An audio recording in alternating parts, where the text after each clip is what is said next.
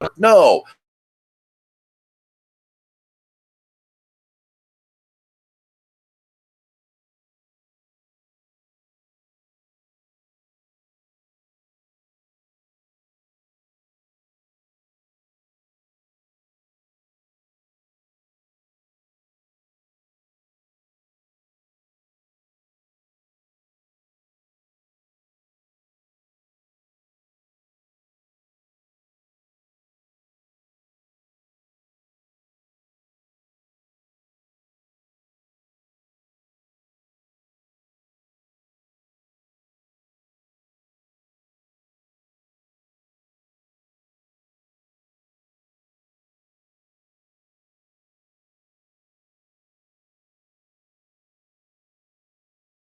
Pressure on YouTube. If you like what you hear and you want to join in,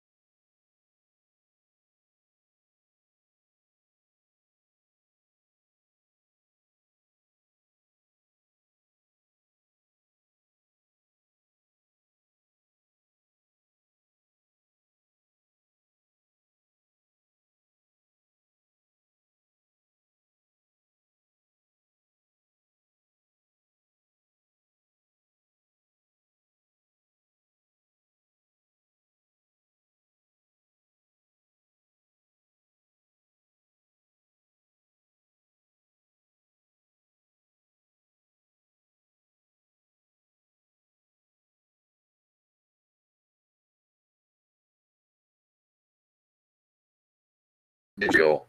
Um,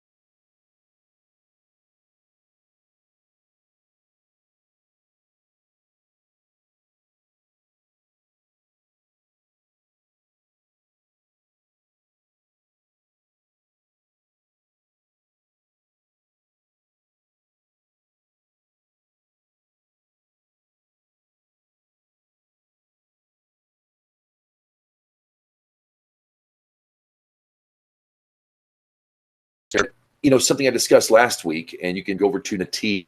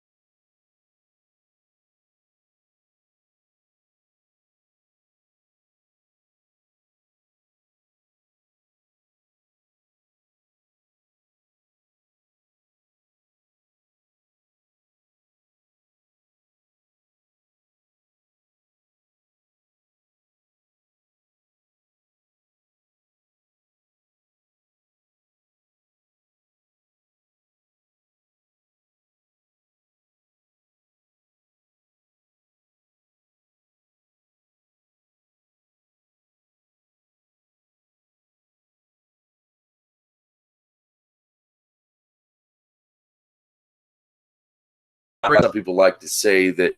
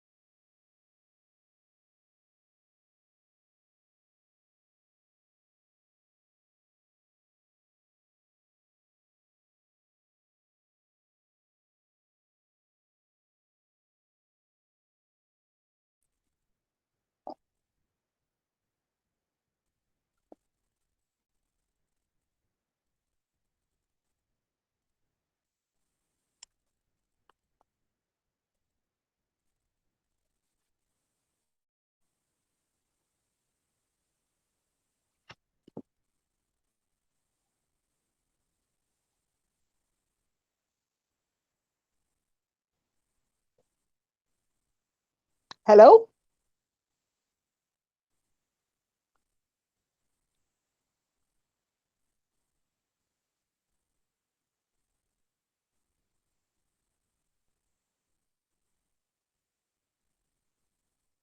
This is what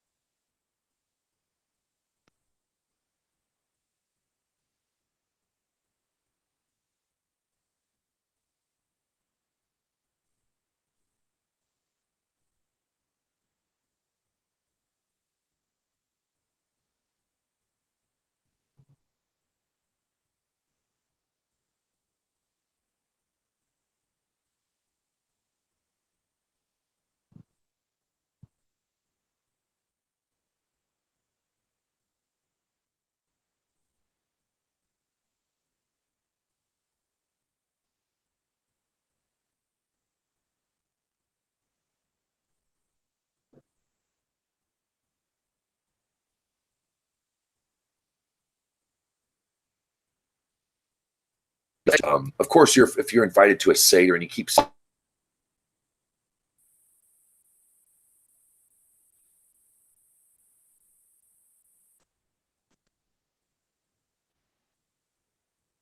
Oi, are we live? Tudo bem? ¿Cómo estás? Hola. Hello? Sure. How are you, Carla? What's going on? Not much. How about you? What's going on? No one's talking. Nothing's happening. Okay, I thought I was on the wrong call or something, but I guess I'm not. Well, it does say we're live on the top right there on top left on my screen. So Okay. I have no idea what's going on. I don't So know how? what type of dog and pony show is this. Eh, shit happens. Yeah, I guess so. A lot of How, shit's been happening lately. I understand. How's it going in Portugal? Things are all right. Things are fine. I don't want to speak about it or anything on the air. Oh, sorry.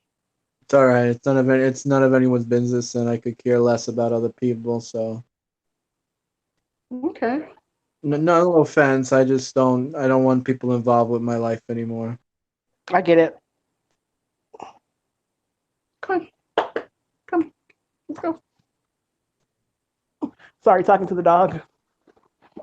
Oh, okay, that's good. Is that another way for saying you're talking to me? Am I the dog? No, I've got a furry four-legged animal in my house. Okay, He's quite that's adorable. nice. Yes. Did I get kicked out? Did he just drop out? What's going on? Why Hold is on. James? That was weird. James just took off on us? So I guess he's chat, or is he doing the chat, or is it? hello? Yeah, Hey. are Oh, you? for freak's sakes! I've been chatting away, just deflating my lungs for the past 10 minutes. I get a signal that I've got sound. I've got everything going around, and nobody hears a damn thing. Get your Oh. shit straight, Google. Damn it! Or don't offer your services. All right, y'all keep talking. I'm so freaking pissed off. Y'all talk. Bye. I was just having a nice, peaceful conversation with Carla. You didn't? Were you hear any of the conversation? Dude, I've been yapping my brain off since we went live, and nobody was talking, so I just kind of kept going and going and going, and I'm making up shit, and I'm spilling my guts and giving information. Plug your channel a couple of times, and nobody can hear a darn thing, even though Google says I have sound. And Oh, Oh, yeah, wow. yeah, yeah. This technology, if you can't offer it and it works, don't freaking offer it. All right, I'm going to go cool off and I'll be back in a minute. Okay. Yeah, Google sucks, and I don't really care about what I say anymore. And it's very sad that people are one of the you think people who you have a lot of background noise, by the way, Carly. You have like a lot of wind and stuff going on. Oh, sorry. I'll turn it off in just a second.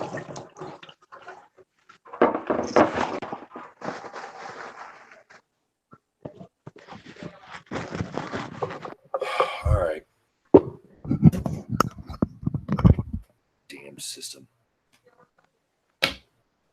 Hi, it's Passover. Happy Passover. Happy Pesach, everybody.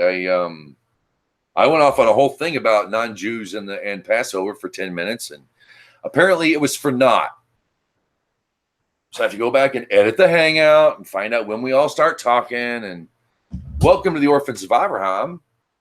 John Geshula's got a new channel back up since YouTube screwed him. And now, YouTube's trying to make a fool out of me too. I wish they get this technology. If you don't have a good product to send somebody, we haven't fixed the steering wheel yet, but go ahead and buy the car.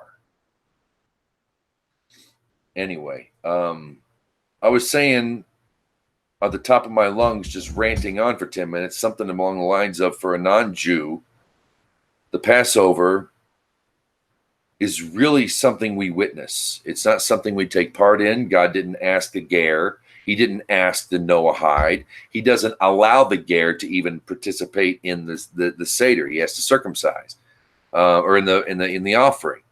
A Seder, I mentioned that I've been to a Seder. It's good to go to a Seder and get the idea. But for non-Jews, like Rod Reuven said, I wouldn't suggest going out of your way to do Passover. Partially because I think I'm sorry. I don't understand this. I don't understand this whole Jew non-Jew shtick. I don't get it anymore, and I'm sick of fucking hearing about it. Because you got a lot of people who are going to stay up all night and eat actually a whole lamb and burn up the rest of it and try Why to be not? right. Fuck it. Yeah, sure. That's Passover. Why not? Because God makes a difference between the non-Jew and the Jew when it comes to the Passover offering in the Torah. So he's obviously separating the ger from the Jew on the offering itself. So I don't see what the ger has any, or the non-Jew or the mixed multitude or anybody else who's not Jewish has anything to do with the Passover. This was something we had to watch. I mean, Israel watched for 9 plagues. But then Israel took part. God commanded, the Jews do something tonight or on Passover night. Then the mixed multitude joins up, and then they get, then they straggle along. But at this time, all the non-Jews in Egypt who might have been God-fearers or friends. But they still get to do Passover because that was the whole point of the second Passover. In 30 days from now, we're gonna have a second Passover for all the Gerim and all the B'nai Noach who became Jews. Who couldn't get there the first time. I was getting to that too in my little 10-minute monologue that went nowhere. Enough's of the shtick. If you want to participate. Get with the group already. Put on a kippah, and let's do it already. Go in a mikvah, become a Jew already. Go to your local rabbi. I mean, it's just I don't get it anymore. What's the point of having segregation? I thought we were getting over it. I thought with the election of Obama we were done with racism and segregation. What happened? It got worse. And now we're in full force again. Now we're just separating people by goy and yid. It's the same shtick. Well, a goyim can't make a Passover offering. I mean, I said, we can we can remember it with the Jews. For crap. Most goy, a typical goy is either going to be a Christian who doesn't give a shit, or a Muslim, or some sort of whatever. If you're a ger, if you're a Noahide, if you're a ger Sadik, if you're a ger Toshav, just get with the program already. That's what I'm God saying. says to do. If you want to get involved in the Passover offering, you have to circumcise. He didn't say circumcise the foreigner. He said you have to circumcise the ger. He gives no option for the foreigner. But if you're ger, yeah, that's how you do it. So who's these rabbis who have chutzpah that says, "Oh, we're not going to let you join the tribe"? Where did they get the audacity then? If God says you can join the tribe and do it, then who are these rabbis that have that balls the size of fucking Trump, they're gonna run their mouths and talk all this shit about people who want to join the tribe? We already got it hard enough. You know what I'm saying, James? You get where I'm coming from. I don't hope I'm not coming off. Yeah, but I don't want Noahides thinking that they have to stay up all night and eat a whole lamb and burn the rest of it the next day. But if that's what they think, then why not? That's what I'm getting. I thought Shabbos. Yeah, but I thought Shabbos was for me too, and it wasn't until I realized it wasn't that things got better. I mean, I've tried to be religious on my own too, and you can bring dangerous fire to the altar, and it will negatively affect you. I wouldn't want to say go ahead and do your own Passover. Yeah, join the Jews when they remember. But as far as Noahides, I don't know about setting up, because if you do it wrong, you're trampling on doing it right. If you do it, you have to do it right. You have to do it right 100%. If you're not going to do it right, the effort could harm you. It would be my point. That would be my gig. That's a good rebuttal, actually. That's a good point. I would agree with that, actually. But on your end, I'm gonna take your side and say, what the hell are you afraid of, Israel? Right. There's a lot of people. I don't like that. I don't like the distinctions. I don't like this attitude of you drink from the other fountain. I don't want you at my water fountain. I think it's the same shit. It's the same shtick. It's just a different color. They market it as if it's kosher. Well, it's authorized by the rabbis, so it's okay, right? It's like Jim Crow laws. Well, the government says that black people are N-words, so it's okay. Yeah. Because the government rabbis say so. You get what I'm saying, James? Did you hear that they're actually going to build the tourist attraction? I mean, I'm sorry, what they're calling the third temple in Jerusalem. That's like the Passover offering in Jerusalem. I just find it weird, I'm not so sure I think we're going to prove the Christians right. This temple that they're trying to build right now is going to be an abject failure. I just have a feeling. I get a bad feeling in my gut that they're building a tourist attraction. Yeah, why not? Put a roller coaster there too. Why not? Put a roller coaster right to a mikveh. The beginning of the mikveh is on the top of the Mount Sinai, and it goes all the way down into and then the last stop it just shoots right out into a pool, like a log flume. There you go. Why not? I mean, if we're gonna if this is, I haven't heard about this, so I don't know too much. Is this like an actual thing, or is this? I guess it's the Temple Institute, and they're actually getting serious, and they're going to do it apparently. Oh, the Temple. I thought they were waiting for the red heifer. I guess maybe, I don't know. Well, the Temple Institute does claim they have a red heifer, but no one's actually verified it. They say that they have one, but no one. He has Rabbi Chaim Miller has a whole YouTube video about him like going around to a farm and he's looking at a red heifer, and he's like, according to my rabbinical opinion, this red heifer has only one gray hair, which makes it qualified for a red heifer. No, it has to be without a single blemish, dung and all. Right, and they have them. They say they have them. Yeah, no, but it has one gray hair, so that's not without a blemish. Because it has to be pure red. According to the law, according to halakha, without a blemish means it can have one gray hair. Oh. So they have an offer. They have a suitable offering. Doreen was talking about something too, and they're using the word sacrifices. The sacrifices will resume, and I'm very negative in my head, but I try to be positive without. My positive side would, I don't know how to put this. Just take it. Just say it the way you want to say it. Don't edit it.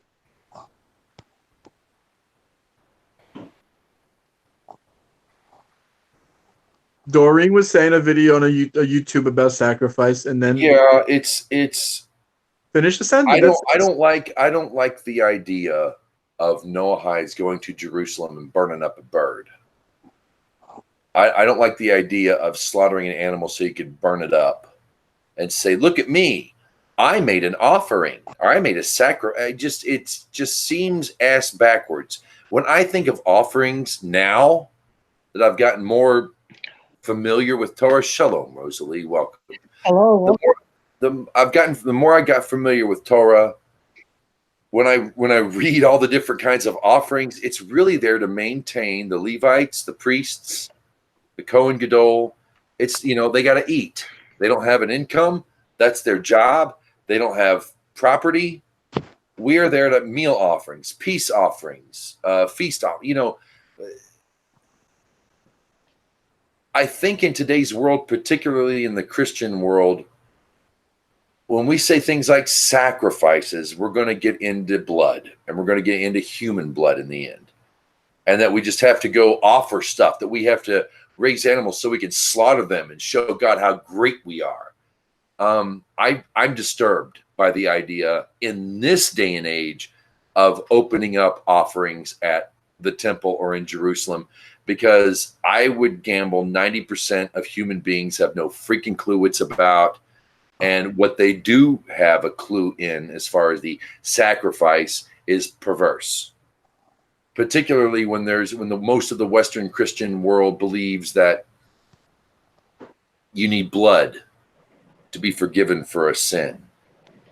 And I can just imagine people just chopping up animals and killing animals, and it just becomes a bloodbath. I just don't buy it. I don't have a positive look at this. I mean, I agree. You know what? I go ahead, Rose. No, I agree. I'm with you 100%. I think I don't want to use the term this day and age because that's like a liberal saying, but I do think we live in a world where we're past that. I think we're past killing animals, and I think that the mainline rabbinical answer of that our prayers and our tzedakah, our charity, are absolutely positive 100% supplements for the sacrifices, because that's how it is halakhically. yeah. I agree with that. I'm with that stance. I think that's a good rabbinical upgrade. I think it's a positive worldly upgrade. I think it's a reasonable upgrade, and I don't see any reason to go back. I get there's going to be a temple. I get there's going to be the whole shtick, but I think it should be at somewhat of a minimum. You know what I'm saying? I'm with you, actually. I'm here with you, James. I don't see it anymore, and I don't see how we can live in a world that will allow that again. It's going to be too much. It would bring too much.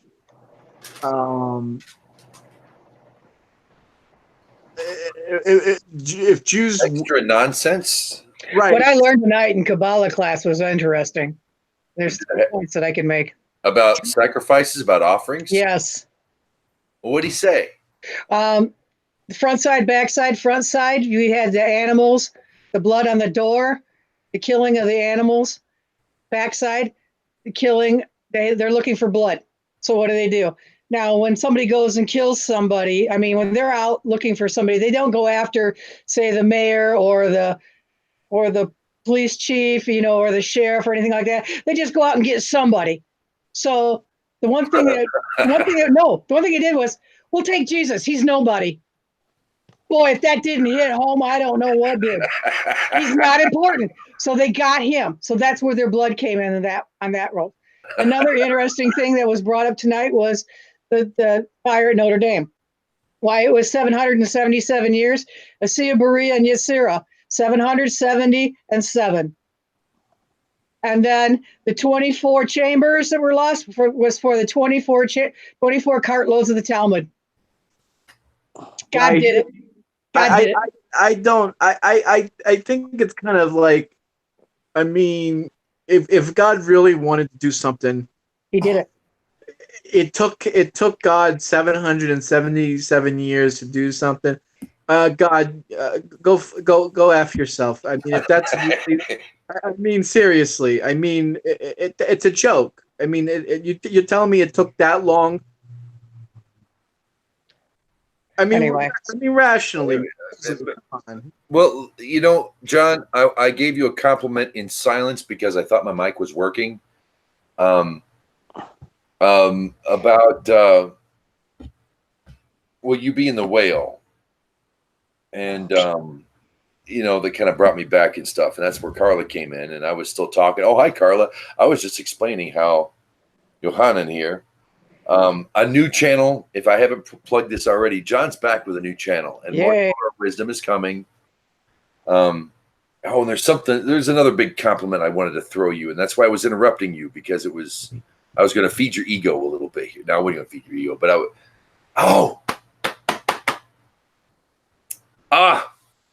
don't remember what I was going to say, John, but I'm glad you're here, and go check out John Gishela's channel. Thank you. Appreciate it. Good, a good amount of Torah wisdom. You can't keep a good man down. Can't keep a good man down. F him. The YouTube sent me an email saying they have the right, they reserve, that's how they put it, they reserve the right to terminate at their discretion. Anything, they could do anything they want, basically.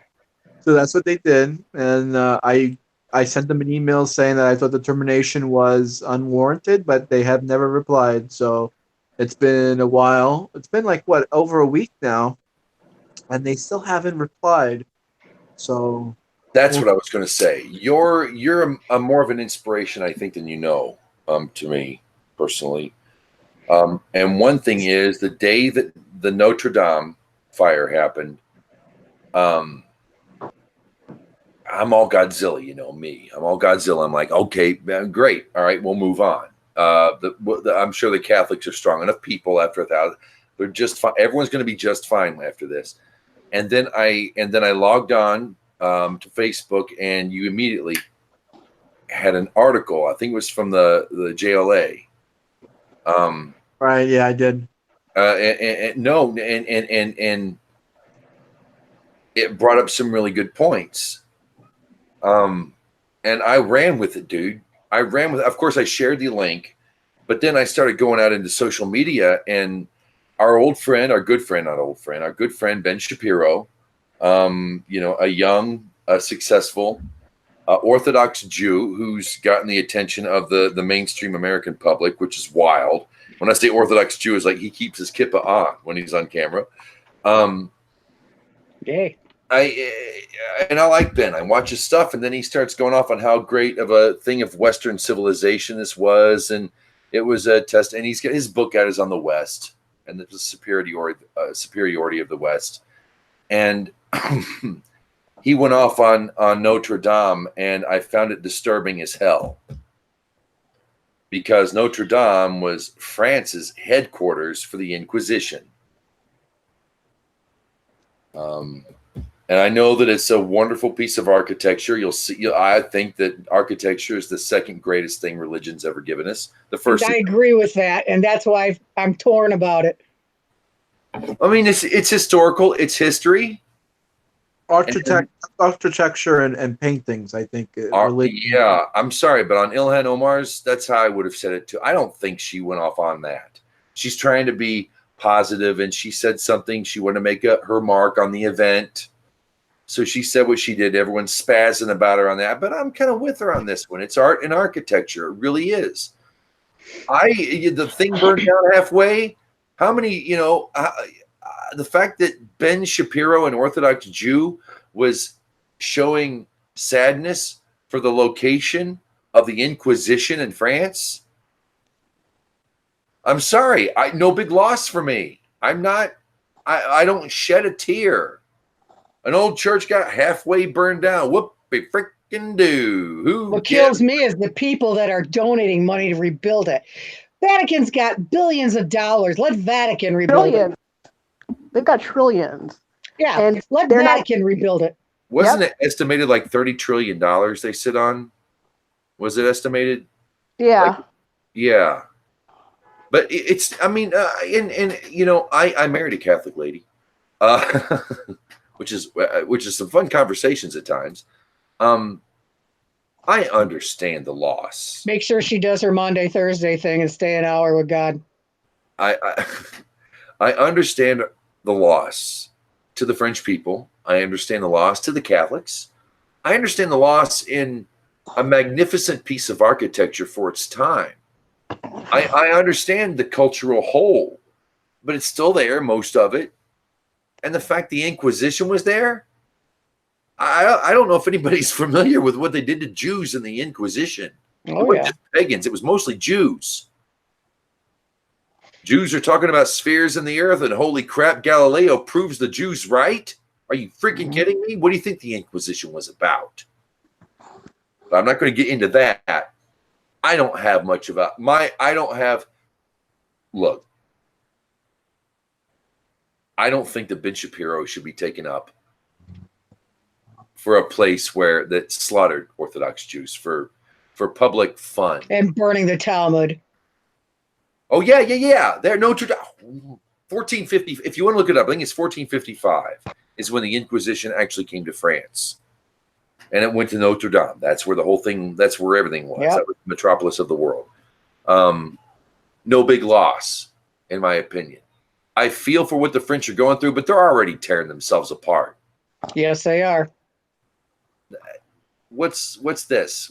You think that's going to burn the legacy of the Catholic Church? Do you think they're going to pull together the resources? I mean, they're going to rebuild it or whatever, but no big deal on my part. When you know the history of that place, it's a wash. And I think that it is interesting, like you brought up, the numerical value of when it happened, according to the Jewish calendar, and the things that happened surrounding it. It is interesting. I was just very disappointed in Ben Shapiro, and he hasn't touched it since because I called him out on it. On his YouTube and on Facebook. I'm like, really? One of the great things of West, I know you want to sell your book, but dude, you're wearing a yarmulke. Let's just keep that, just not cry any crocodile tears for, headquarters for the Inquisition today. Let's ease off. And he did. That's my Notre Dame thing. That's my. Anybody else have anything to say? Go for it. I don't mean to hog. No, it's all right. So, John, your post, you were a lone star that morning when I went to work and logged in. Excellent. You were a lone star. Nobody else had the balls. I couldn't. I was on Facebook jail. You were on jail. You came out today. Or Yesterday. Yeah. Nobody had the balls to bring up what is it? They have one of their soldiers with a bloody sword in their hand, dropping the tablets of the covenant on the ground. I mean, there's some weird shit on that. Yeah.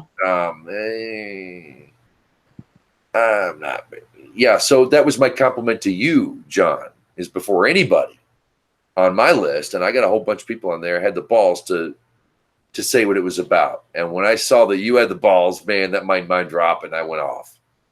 And I had perspective throughout all the media, all the crocodile tears, people on social media posts about the event.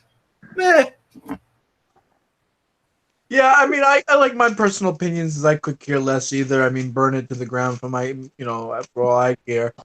I mean, I just don't like, people are saying other things, connects to things. I mean, I'd rather say that, I'd rather say the Black Plague of Europe was God's revenge on the, the Inquisition or something. You know what I mean? You know what I'm saying? It's just when you connect things, I don't like that. That's all. But anyway. Something else I was also yapping about in my 10-minute monologue that went nowhere.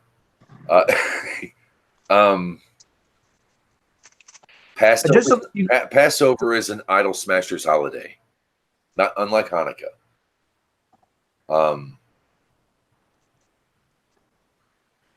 I just want to say, James, just to let you know, just because you think you weren't heard, it's possible that it still went through without anyone actually in the hangout hearing it. It could have been a glitch. I'll go back and watch. It was brilliant.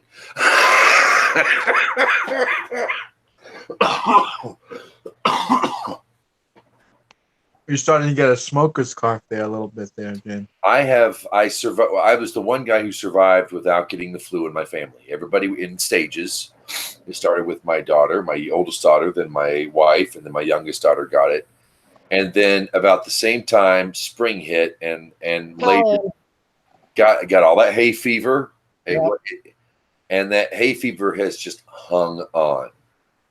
So yeah, it's not a smoker's cough yet. I'm still. My wife makes me be good on that end, but oh baby, it's bad. Well, with the dampness and everything else, and the weather being goofy the way it is, yeah. Yeah, idol smashing. Passover is the greatest idol smashing event ever recorded in history. We can talk about Henry VIII going in the Catholic Church and smashing the idols. We can talk about the golden calf, but I don't think there's any greater. We can talk about Abraham when he was 3 in the idol store. Smashing the idols. Yeah, we're not going to get anywhere. Any idol smashing story is never going to live up to Passover. Because on Passover,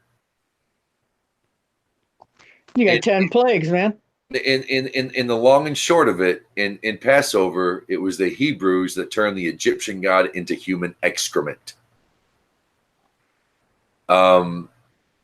We don't often know that. I'm going to bring it up again, especially to Christians who love to point to JC as the Passover lamb. The lamb, the goat, that species actually that was or that kind that was the like most revered god in Egypt. Yep. That's why God chose the lamb, not because of Jebus. And it had to be a perfect, and it had to be a female. And just like they loved in Egypt, and the Israelites gobbled it up. God commanded Israel to eat the thing whole, except for the fats, the guts, the innards. Eat it whole. If you can't eat it whole, burn the rest of it. Right. What a display for the non-Jew of its era. See, I always picture myself on the Exodus or in the wilderness. I caught up with Israel. That's what my imagination placed me when I began my journey here. But in Egypt, that was part of my rebuttal to John earlier. There was a definite distinction because it was only Israel who was commanded to do this. Israel had friends. I think that I would not doubt that half of the mixed multitude that left Egypt with the Jews, with Israel, I would say half of them were probably friends, fellow slaves, fellow poor folk in the ghetto, who got it and were friendly. God didn't command the ger. In fact, God says the ger has to circumcise before he can even, take part in the Passover Seder. So for us, and like Egypt for the first 9 plagues, we're viewing this. This is a confirmation of the God of Israel before our very eyes. We're not. Oh, I just had a thought. Huh? I just had a thought. Did it hurt? Yes. I'm kidding. I'm kidding. God killed the firstborn of the idolaters, and Jesus was the firstborn. Oh! Ouch. Yeah, okay.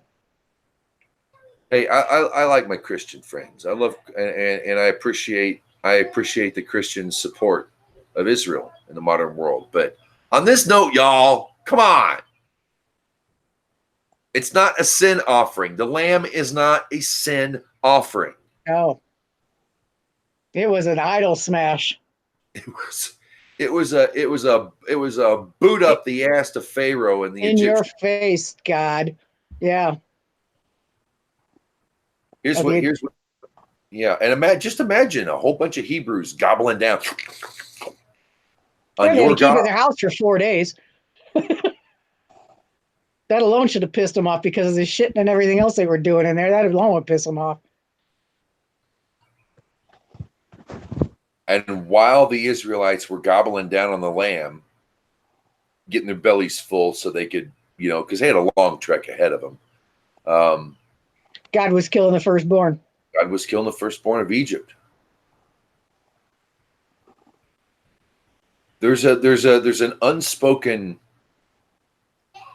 thing in Passover, and that's the non-Jew. I mentioned Rod is back on Nativ. I mentioned that earlier. And it's so good to see him because he has just such a great way, I think, of presenting Torah to us out in the world. I liked him when he was a Christian minister too. He talked about the Noahide and the non-Jew. It's like, if you can do it properly, do it. If you can't, don't stress out about it. And of course, when we attach to Israel, we're going to be influenced by it, like we are Shabbat, like we are Yom Kippur. It affects us. We are affected by it, really. But for those of us who haven't converted, who aren't converting, I think for us, I can only imagine, because we hear the mixed multitude leaving, but at the time of the Passover, to be a slave in the ghetto, to be one of the poor folks, like with the Jews, you make buddies on a smoke break. Well, it affected them too. It did, but in a third person point of view, they're witnessing this. Sunrise, and suddenly all of Egypt is wailing. Their kids are dead. Their husbands are dead as a can of Spam. I heard even the animals' firstborn died too. Yes. And the whole time you wonder why your Jewish neighbors over here just kind of shut themselves in. They had a blood fest and then shut themselves in. If that's not a confirmation to the non-Jew, I would not doubt that it was witnessing that 10th plague that brought that mixed multitude with Egypt. Because you can't deny it after that. There's pretty much, I think the 10 plagues, or at least the first 8, maybe 9, maybe the first 9 plagues can be naturally explained with a volcano, with Santorini, yada yada yada. But when it comes to the death of the firstborn, that's the kick in the head. That's the beyond all reason. And if you think the firstborn's so bad, about the Egyptians dying, an atheist argument I hear often is, how could God do that to the Egyptians? The firstborn just killed them. It was murder. No, it was justice, because, the Egyptians killed the firstborn Israel. Pharaoh was a god, or likened to a god. That was his kick in the butt by killing his firstborn son, who would have succeeded the throne from him.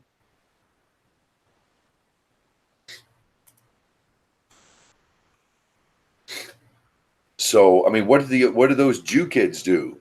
What do the Hebrews do to deserve this? If you want to bitch about what God did to Pharaoh and the Egyptians, he's just returning the favor. But what he did with Egypt, I think, is unlike pretty much anything. I don't think we can get this in Babylon or Syria or Syrian Greece, excuse me. I don't think we can get any more of a public display for all to see like we do on Passover.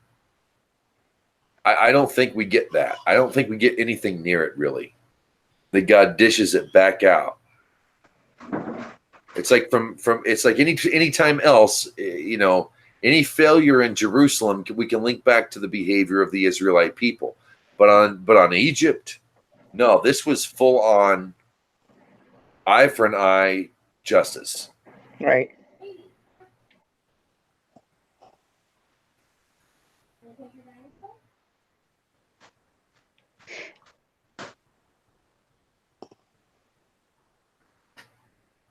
John, what's on your mind? Sleep, probably. What's on my mind? I don't know. A few different things. I'm thinking about Passover. I'm going to my rabbi's house for his seder. He's gonna have his seder at his house. So Oh, congratulations. Sweet. Yeah. I'm going to the second night is going to be at a Persian restaurant called Kobe. I guess they're gonna have rice. I suppose. I don't know. Persians love rice. Yes. Keeping me up. Oh. So the Ashkenazim will bitch and kvetch, I guess, if you want to be Yiddish about it, kvetch about rice not being kosher for Passover. But so I guess you get lucky on the second night, I suppose. What else is on my mind? I like going to a seder. I don't like the fact that it takes like 4 hours before you get to start eating because there's a whole shtick and routine to the holiday. But it's fun. I mean, I might be one of the only people that actually likes a seder because it's actually kind of fun. There's a read along. You know, most people they have like you read the Haggadah together. Like everyone like reads like a paragraph. You know, takes turns. So I like that. What else is on my mind? Long week of working. That's it. Just nothing really. Anything. What's on your mind, James? Baruch Hashem, you're blessed. I'm blessed. Ay, vey. Okay, give God the blessing for the good and the bad. Remember that it's all from Him. I'm actually in the process of putting up a new video called two videos. One that's always strive for the middle path. You shouldn't be an extremist on any sides. That Torah actually commands us to take the medium path, the middle path. That's actually halacha. Nice. That's actually a Torah law that you can't be an extremist. And actually, a really good Kabbalist I'm putting up from the Zohar about how every time perform a mitzvah, every time you do God's commandments, you actually transform your being. You actually create a new you. So that's actually really fascinating video. So Hey, James, can you give me moderator powers, please? Man. Sorry, go ahead. Go ahead. That's my spiel. Go ahead. Yay.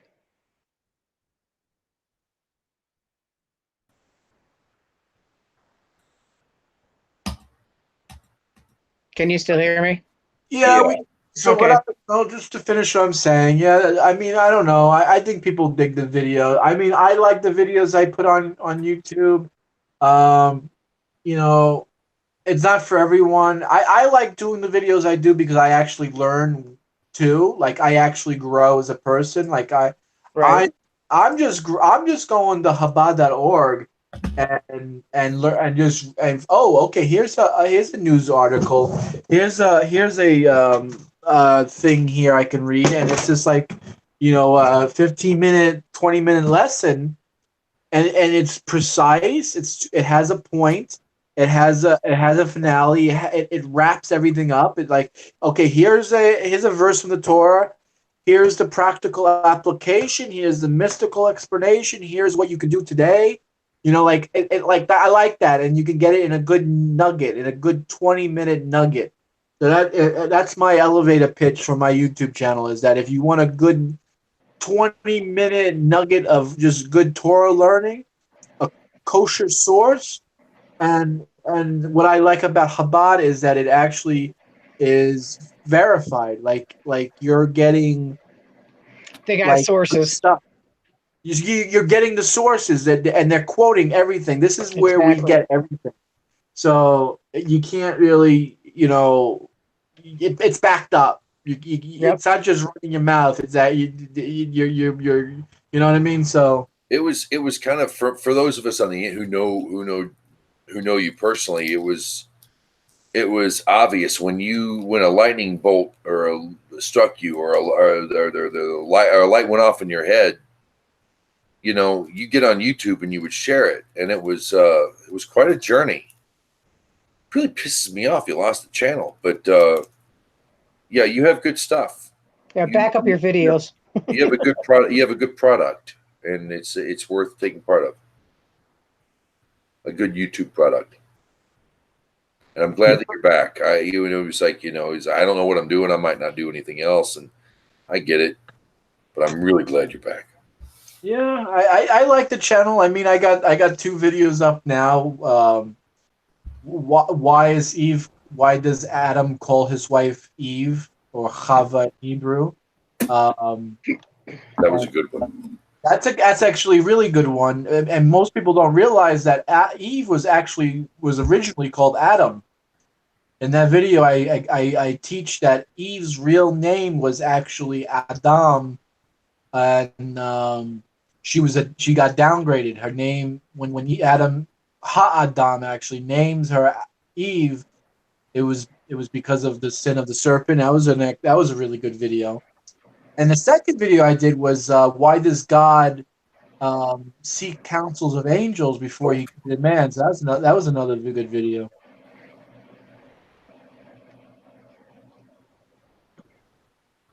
Anything new coming on the chamber for you, James? What are we looking forward to your channel? You did a what was it? A Shami video? Shazam. I have another channel. I'm actually working on something I've been doing for about a year and a half. And it's an in-depth look at the movie by Quentin Tarantino called Inglourious Bastards. Oh, that's a great movie. It's a historical fiction that takes place in World War II. Spoilers ahead. That's a good movie. So that's what it is, and I could get into it, but I'm working on that's my project. That's my pet project I've been on for a while. Cool. When Shazam came out, I couldn't help it. I could still make 3 or 4 more videos on that character, but I'm backing off. I get a lot of my subscribers. I probably got about 50 subscribers because of my Twin Peaks videos, or my one Twin Peaks video. I knew I caught stuff that nobody else was talking about. If you don't know what Twin Peaks is, that's okay. Yep. But for those who watch it and who are into it, they just came out with a 17-part, 17-hour long special. Wow.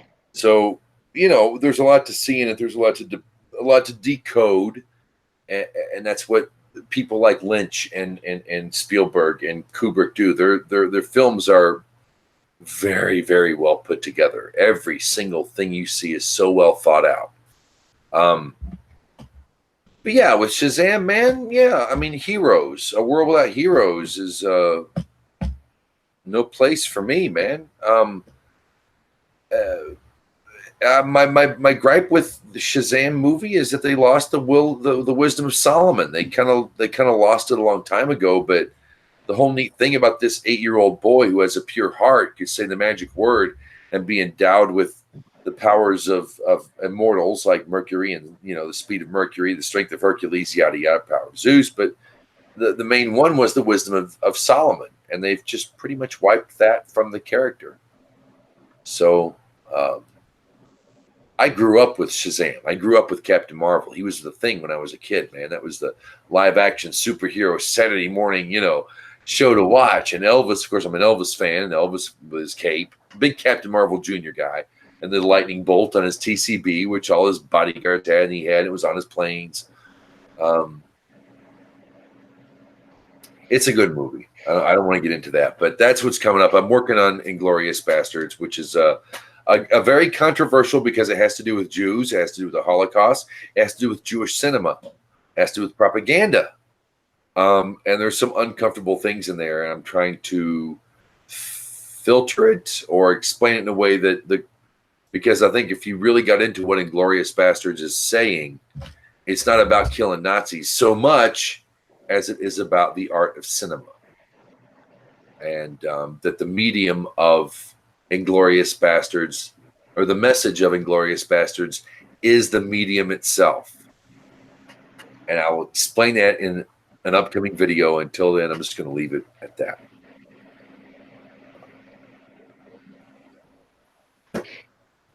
So that you asked, John, there you go.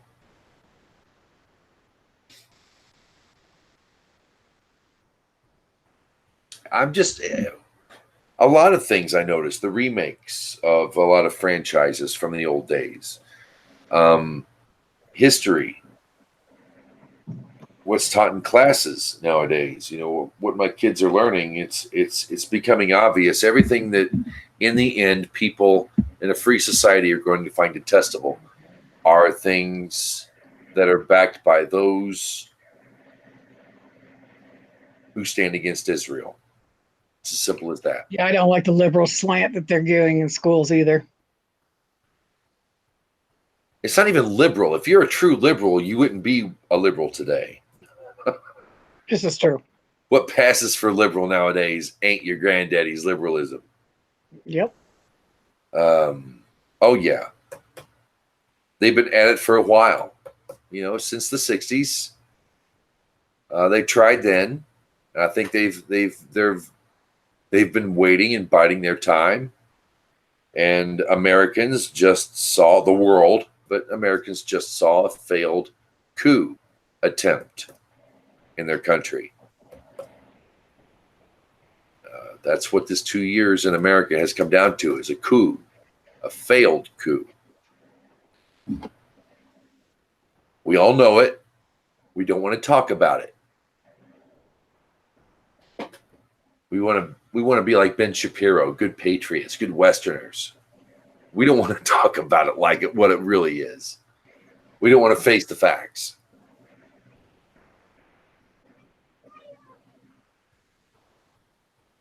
Yeah, but those of us who lived it know better. They do. I have absolutely no faith in the next generation. None. Sorry, Well, kids. if AOC is a picture of it, we're in deep doo doo. It's over.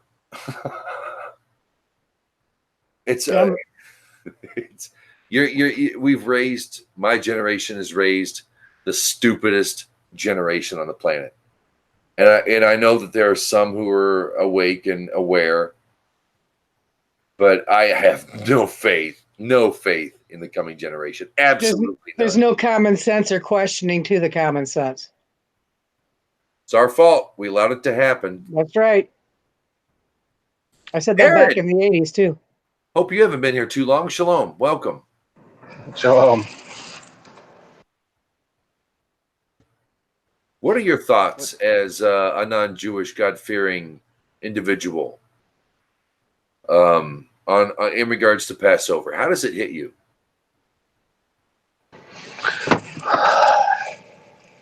Well, in a lot of ways, it's very conflicting. You know, there's the torn between, you know, coming out of your own Mitzrayim, your own Egypt, you know, leaving the falseness and the bondage and things like that you were always raised in, and coming out into this new territory. But then there's also that side of, like, you know, well, I'm not Jewish, so how much of a relevancy is it really, you know, towards me? So I end up with a lot of conflict in my mind around this time of the year. Well, you shouldn't, because there was a mixed multitude that left with the Jews too. So you have to remember that. They didn't. I mean, it wasn't even the mixed multitude. I mean, Passover is like, you know, it was for the Jews in Egypt, and then yes, you know, there is an exodus that happens from that, but at that time, it wasn't like it wasn't a command to the mixed multitudes to have Passover. The command after Sinai is again different, because that's, you know, right, that's the Jewish people. So, you know, how are people attached and how are they? It's not. If I was Jewish, it would be a lot easier, because then I could just, you know, focus on like this one thing. But I'm kind of back and forth on my thoughts, and it just leaves a lot of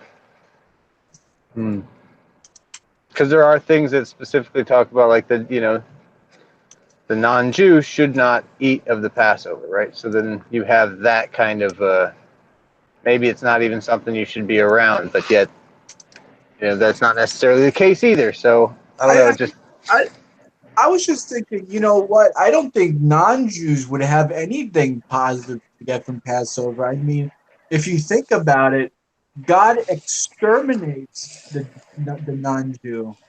I mean, he wipes them out. I mean, that's the story. That's how the story goes. Just I the mean, firstborn. okay, and then he gets rid of, and then he gets rid of Egypt and at Yom Sov, like the Red Sea. He drowns them all. The rest of them, the ones that live.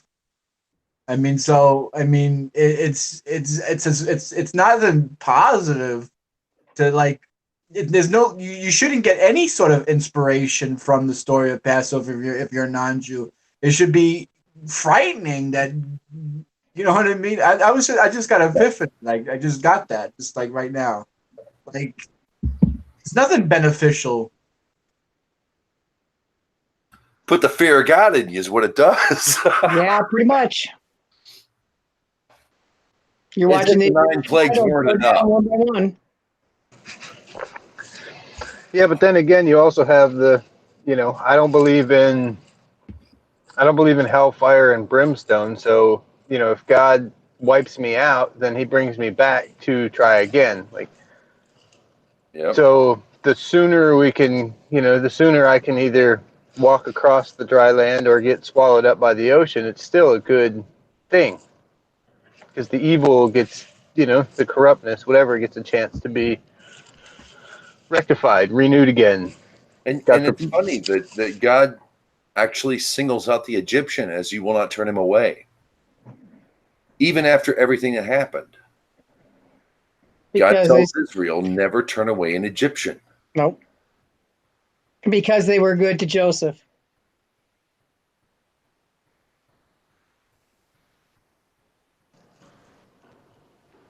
You gotta remember Joseph was the viceroy.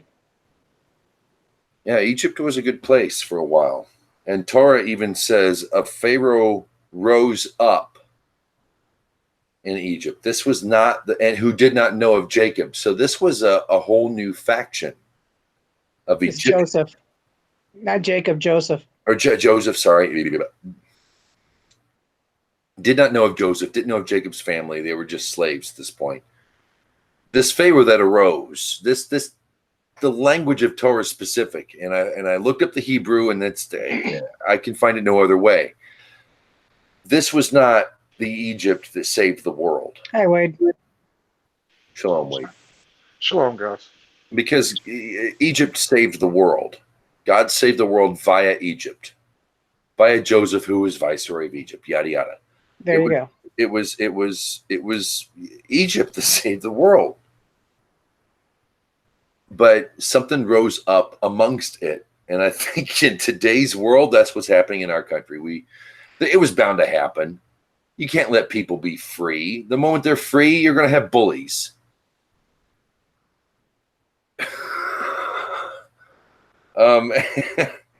Americans didn't know how to deal with socialism. They didn't know how to deal with nothing was written in the Constitution. Nobody ever taught these. Nobody knew, there would be anything that would contradict liberty, that human freedom meant something.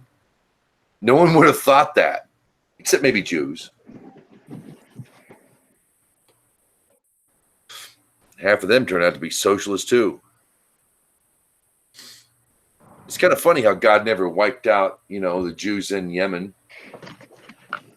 God never made a Holocaust of Jews in Syria.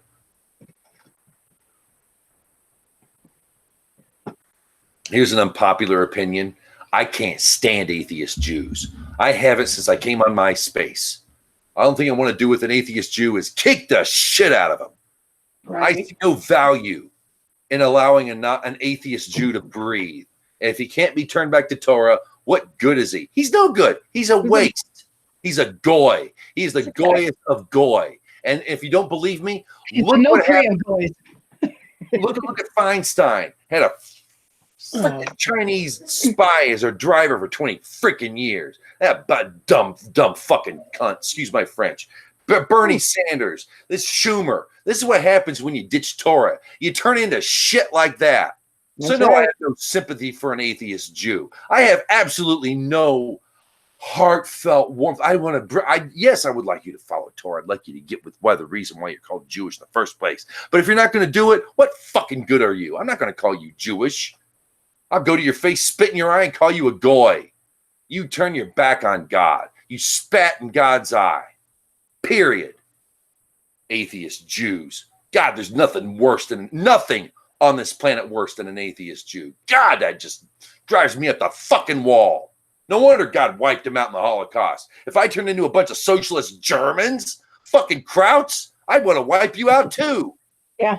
Shit. But he didn't wipe out them Yemenites, did he? Hell freaking no. And they got the link to the past prior to Rome. He didn't wipe out Syrian Jews. He didn't wipe out Beta Israel. No. Socialist, atheist, European goy. Sorry. I did very little sympathy in my heart these days for Israel when you know better. And that's why I want all the practicing Jews to get the fuck out of America. What the fuck are you doing in New fucking York? The cesspool of humanity. It makes Hong Kong look civilized. What a shithole. You stay. Well, they're not dealing with Merkel over in Germany. Go back to Jerusalem where you freaking belong. That's where we need Torah. We don't need Torah we don't need another insular bunch of Jews in New York. We need Torah in Israel. We don't need socialism. We don't need any more of that junk. We need Torah. The more Torah, the better. Why are But the minute the Jew leaves America, that's it. America's done. America's dead already. No, it's not. Yeah, it is. It's gone. Our children are too stupid. This generation has no fortitude. It will not survive. The United States is dead as a can of Spam. It's a salvage mission. I say get the Jews back to Israel and. Okay, but you're gonna have to clean up Israel first. Thank you. Well, you get more Torah in there. All the riffraff goes away. No, you got to get God in there. It's not about the book; it's about God. God's already there. So yeah, God, so is Muslim. His eyes is on Israel, but he's not among his people. His people are sojourners with God in Israel. They don't even own that land. Torah says, written Torah, that this is my land that you share with me. So And God hasn't brought them back yet. He's made the door wide freaking open. Holy shit, it's been 200 years, since the 17th century. The door's been open. There's no good reason not to go back. Like I said, God said that He will bring them back, and no one else will take the glory. In other words, waiting for Jesus to come out of the sky on a white horse. No. Nobody said Jesus. Same thing. It's we're going to wait for God to do it. Oh, what? God hasn't given you enough clues already? Waiting for God. You're waiting for Godot. Dude, wait for Jeebus. No, they're waiting for God to clean. Israel itself has to clean itself up, and I agree with that. Waiting for God. Stupid. I don't know. Maybe not. I'm here. I'm talking Passover, and there's a whole civilization begging God to help them. Or half a civilization. I've heard the outcry from my people. I'm actually with you, James. If you're waiting for God to do something, you're going to be awful disappointed. That's what I would say. Yeah. I got a rude awakening coming. Yeah, there's waiting for the miracle to happen is may prove to be just a fairy tale. Sounds like Let me ask faith. However, they don't all come back all at once, because once the temple's rebuilt, they have to come back for two certain things. So that means that Jews around the world will be coming back to Israel. We should encourage it. Yeah, but what about the Jew? What about the non-Jews in exile who could use a Jew right now? There's the internet. Go home. Thank you. We need you there. The world needs you there. The world needs you sojourning with God in His land, doing His work. That's what the world needs. We will sort ourselves out, but for goodness sake. Who am I to ask this? Yeah, I'm a non-Jew who wants a better life, and for some odd reason, this Torah thing's been sticking with me for 20 years, and y'all seem to be wrapped up in it. So I'm going to put the responsibility on you guys. Our fate is in your hands, Israel. Not unlike the Passover Seder. We didn't have to do jack crap in Israel. We sat back and watched. Y'all did all the work, offering a lamb, eating it, burning it, preparing yourselves. If you weren't prepared to leave, there's nobody to leave with. What good are we? We'll just stay in Israel or stay in Egypt. We're the first line of defense, dude. Don't ever forget that.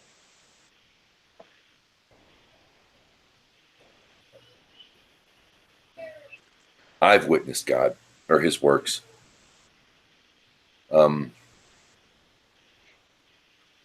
So I believe God did all the work on Exodus. didn't he? Yeah, I mean, there wasn't the people just followed. That's right. You know, it wasn't about the people. It was about following God. That's it. So they had to wait on God. But it was worth it. When they said move, they moved. So it's like this. It speaks of a time that he's going to call the people out of Israel. I mean, out of the nations. And you can say waiting on God is a mistake. I disagree. You live your life. You do like you're supposed to. Do the very best you can. And you look to God all you can. And when God says move, if you're blessed enough to be, then go. Amen. Yep.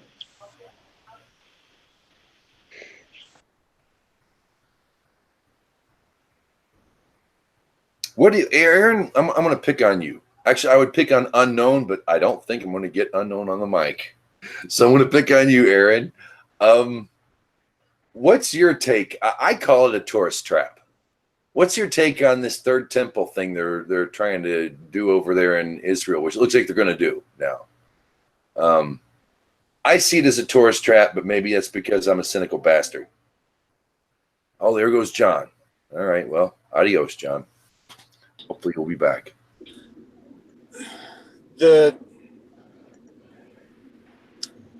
Maybe I'm not familiar with exactly what you're talking about. Were they trying to build another third temple in a different spot? Well, practicing. I think they're practicing, but there are folks, and they say that the offerings and the sacrifices are going to go full swing when it happens. Oh, shit. Well, yeah, that's what I said.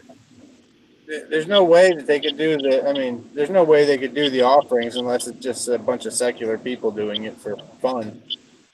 It has to be done in the proper place, and it's not just about the city. So I don't know. I guess I wouldn't see the point other than just some type of publicity stunt. 'Cause they already have like smaller models, and they have a bunch of the items manufactured and so on and so forth. So I don't know. I don't know why somebody would want to do such a thing. I find it to be rather ironic. I find it ironic myself. Okay, here goes. You want to talk about? Okay, here, let's get controversial. They're going to prove the Christians right, and that's going to be difficult for some people. What do you mean they're going to prove the Christians right? They're building some phony baloney temple that ain't going to last. That you can look at it as the tent of the meeting too. There was always sacrifices before there was a physical building. True. But what they're doing now, I don't think is going to last. It's not. We don't have any way to know that it's been sanctioned by God. When they started the Jubilee, I was like, Rabbi Cat. When I was in class, I was like, Rabbi, have you heard about it? Like, send the links. And I was like, can you believe this? We're starting the Jubilee year. And he goes, isn't that great? Yeah. He says, let's. I'm gonna mute you, Wade. Honestly,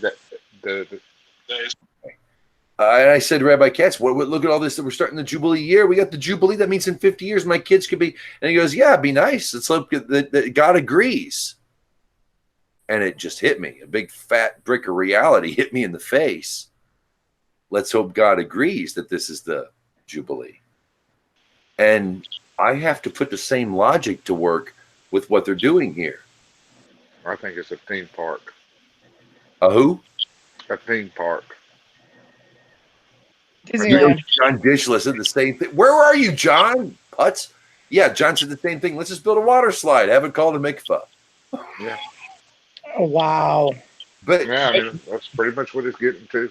but if Well, this, until something happens about all the mosques and everything and Christian churches that are around that temple area and everything, there's not much that's going to happen until my problem God is steps in. if they build this tourist attraction and then it fails, it's only going to reinforce revelation in the Christian religion that a false prophet would come and everybody would believe him and they would build a temple and then it wouldn't work and then we have Satan ruling the world, or Lucifer, whoever the fuck they call it, jackass comic book character notion to come up with. He's going to rule the world for a little while. God's going to let him just ravage the world, and then the Messiah is going to come. Well, we laugh at it in Torah class. We laugh at this shit. And yet I'm looking over here in Jerusalem and hearing about them building this third temple bullshit. How do we know God's going to accept it? We don't. What fulcrum? Where's the living thing that's going to tell us we're doing? What sign do we get from God to know that we're doing the right thing? Has anybody thought, is God going to accept what you're doing? Wouldn't it? I mean, you know, and I don't know. Are they talking about building this on the Temple Mount or off the Temple Mount? They allegedly there's a way they could build a temple and that and the dome In the of old the rock city. could stay. There's a way they could do it without having to displace that mosque. Oh, sweet. So if they could do it, if they could get it in place and they could get everybody to all the Jewish people to accept it, then God will accept what what all the Jewish people accept. You think? That's the trick, is to get the whole nation. No, I'm going to say this. I've never seen it before where the people said, hey, we believe this. God, you accept it because we accept it. There is in the Talmud, that is correct. The high courts, if there's a majority, can overrule God. Well, but just think about it.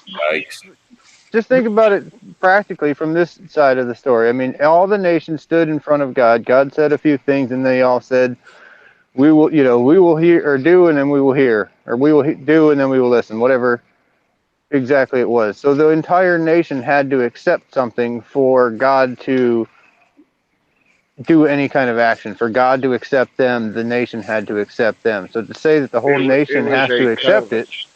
It was a covenant that was being presented to the Israel and the mixed multitude. And the covenant still remains. Given, and they said that they would do and obey. That the covenant wasn't based off of their agreement. When they agreed, there was a covenant between God and the people. That God does not bend the knee to the people. I disagree. Well, that's fine that you may disagree, but God doesn't. It's not about God bending to the people in this subservient kind of way. It's about that contract that was made still stands, and it's with all of the people. So without all of the people, Torah, it's about his Torah, not all the people. Okay, well, I could see a middle ground here. This might be the front face back thing, but if it truly is God's acknowledgement, let's say of the Jubilee, and God accepts that that's the year, the Sanhedrin better get together really quick. Well, true, but if it is an act of God, let's call it that. I know I don't want to use Western stuff but I'm going to use my Western tongue. If it is an act of God that this happens, it should be, I would think it would be obvious to the whole of Israel herself. If they're aware of it, it would be obvious to them as a whole. So what I'm saying, I think there would be I think it would go hand in hand.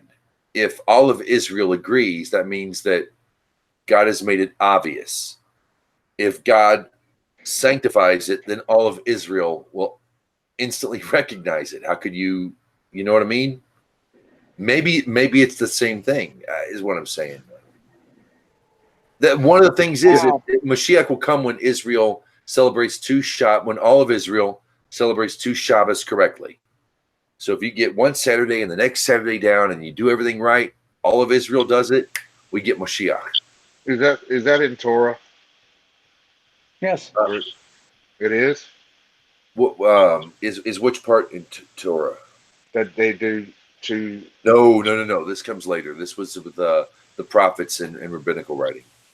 I can't say this is in the Mashiach. Isn't even. I think Shiloh is the only mention of Mashiach. Anything like it in Torah.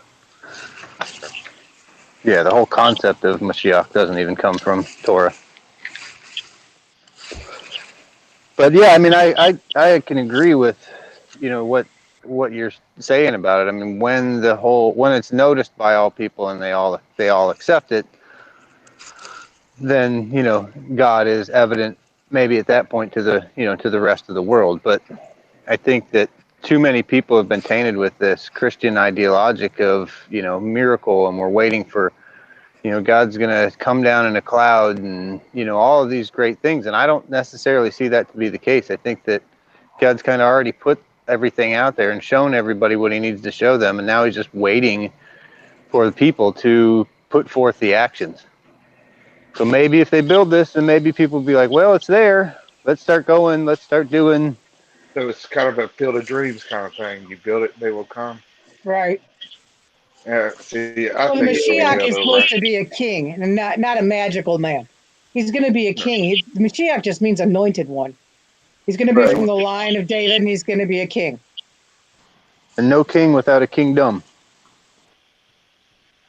Otherwise, you're just some crazy guy with a crown You running are, around. yeah, but you don't need it. They built my the opinion. second.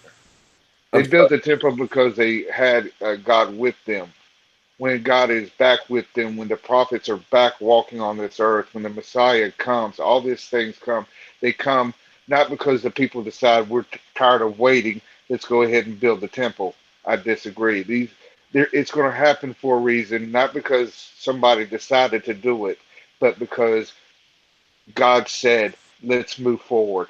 And when the people are brought out of the nations, and this is Torah, this is Isaiah, this is the Tanakh, this is prophets, speaks about a time coming.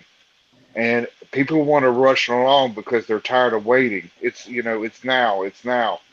It's going to be when it's time, just as Moses grew to a certain age and then he came and he was brought before God on the mountain, and then he went and came with the power of God, went and got Israel out. They cried and cried to God, and he finally said, I've turned my head towards them and I heard them cry.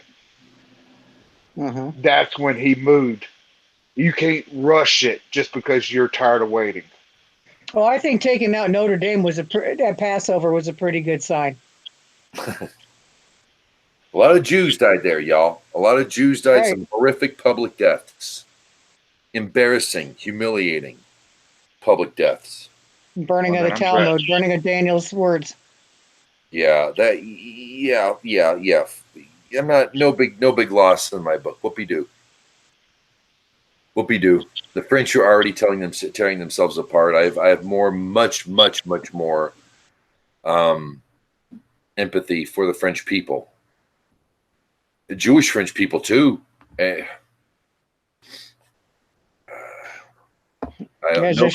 big loss, man. No big loss on this end.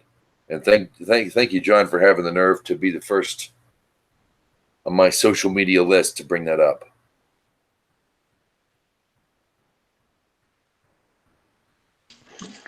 Yeah, there's an architectural loss and some history that is lost with it. But I mean, as far as the what cultural happens in side, the building?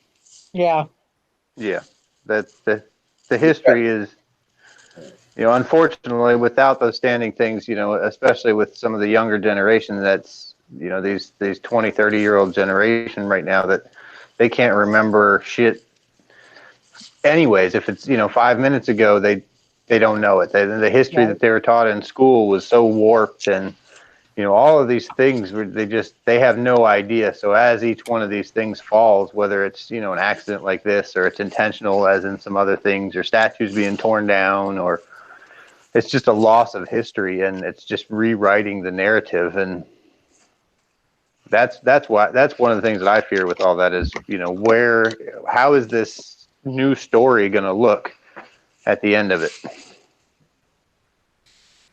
Hopefully with fewer idols. I don't know. Like I said, with the second biggest church of Rome falling in France, I'd be kind of sweating Yom Kippur if I was the Pope.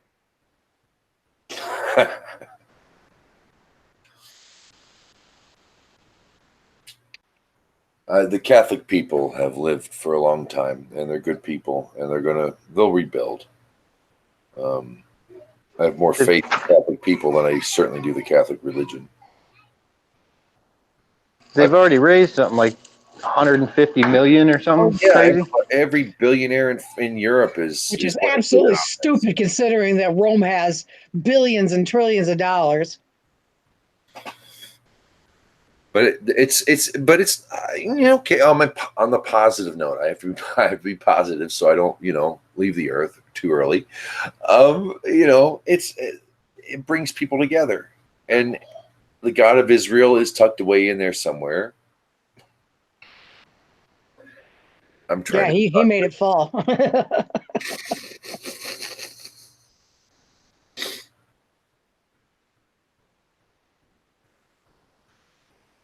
I'm finding similarities between Passover and Hanukkah this year, on a personal note. You too? No, not Hanukkah. Purim. You can take Haman and Pharaoh, and the stories are pretty close to identical. When God wants you, he'll get him. I never thought of that. Oh, yeah. Haman thought he was going to get all this reward, and it ended up going to Mordecai, and then he has to lead Mordecai around. His daughter thought it when Mordecai was leading his dad around. She dumped a bucket of shit on him. He turns around, so now he's covered in shit, and he has to go appear through Esther and Ahasuerus. And why are you coming here like this? We're the king and the queen. Don't you have any respect for this?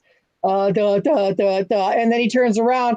Mordecai comes in, and Esther turns around and said, well, Haman's the one doing this, and here he is. He's covered in shit. He's covered in everything else, and he falls on Esther.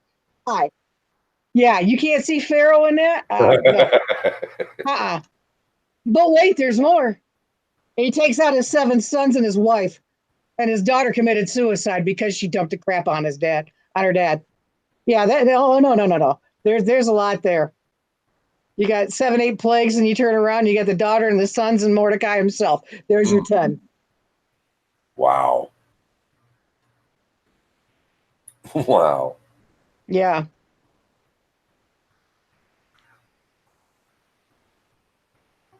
It's like you put it into perspective, and it's like, that's pretty good. What I got this year, and I think that it was my influence of Hanukkah. It really struck me as a warrior's religion, or a warrior's, festival holiday. Warrior's holiday, yep. The Go Maccabees. I don't want to say courage, but the fearlessness of Judas Maccabee and his people. Getting rid of idolatry. And then in the Passover now, this year, 57, I'm getting this 5779. I'm getting just so many idol smashing vibes that seem to be hitting my chest or hitting my heart, that I felt the same way at Hanukkah. Right.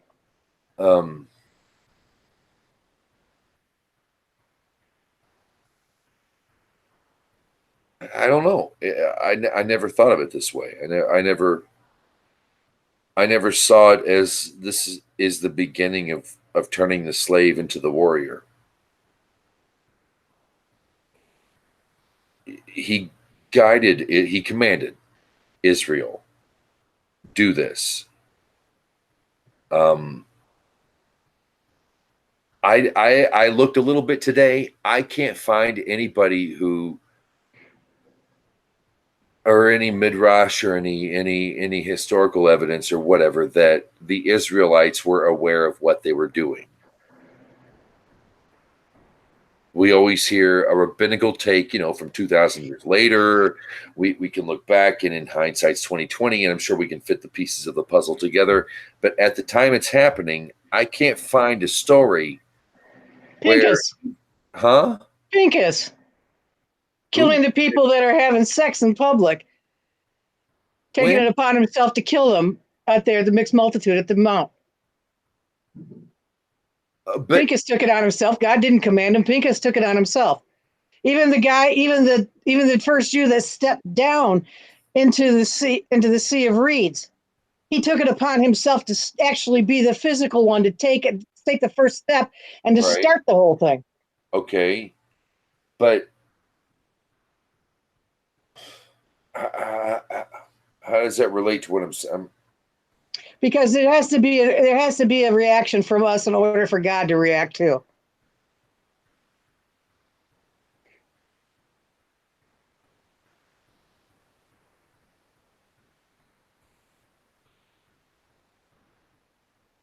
Do you know of anything any stories, any midrash, anything midrashim that says the Hebrews knew what they were doing, that they were devouring the most sacred God of? Oh, I'm sure they did. I mean, if you're a slave and you're around the Egyptians, you know who their gods are. We know who Jesus is, right? Yeah. There you go. We know who that Muslim critter is too. Muhammad. But in Exodus, he seems to be, God just commands and they do. There doesn't seem to be a connection made. That's why I was, speculating this.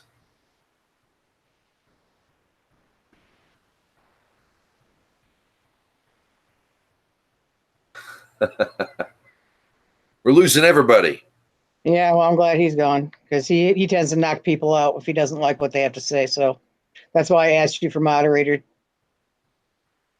Oh, really? Yeah. So, but I think there's a lot of atmospheric stuff going on while people are getting knocked out. Carla, she just got out of the hospital again, from what I understand. And Aaron, he'll be back because he's at work.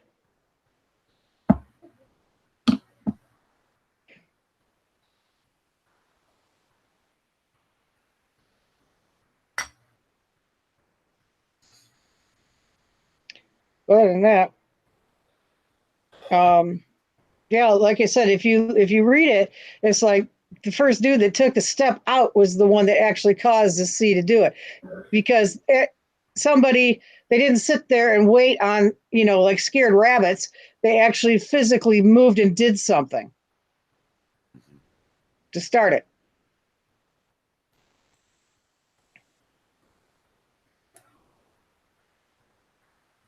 But yeah, they did. Oh, I know that they knew that those were the gods that they were eating. They knew. Maybe not all of them, but some of them knew. I'm wondering I if think the reason why the firstborn kill. I think the killing of the firstborn that threw them. I think that made it way too real. I'm wondering if the Passover was, because in the text it's God commands, Israel does. Right. If it was prepping Israel for taking part in the work of God, one. And I also wonder if this was a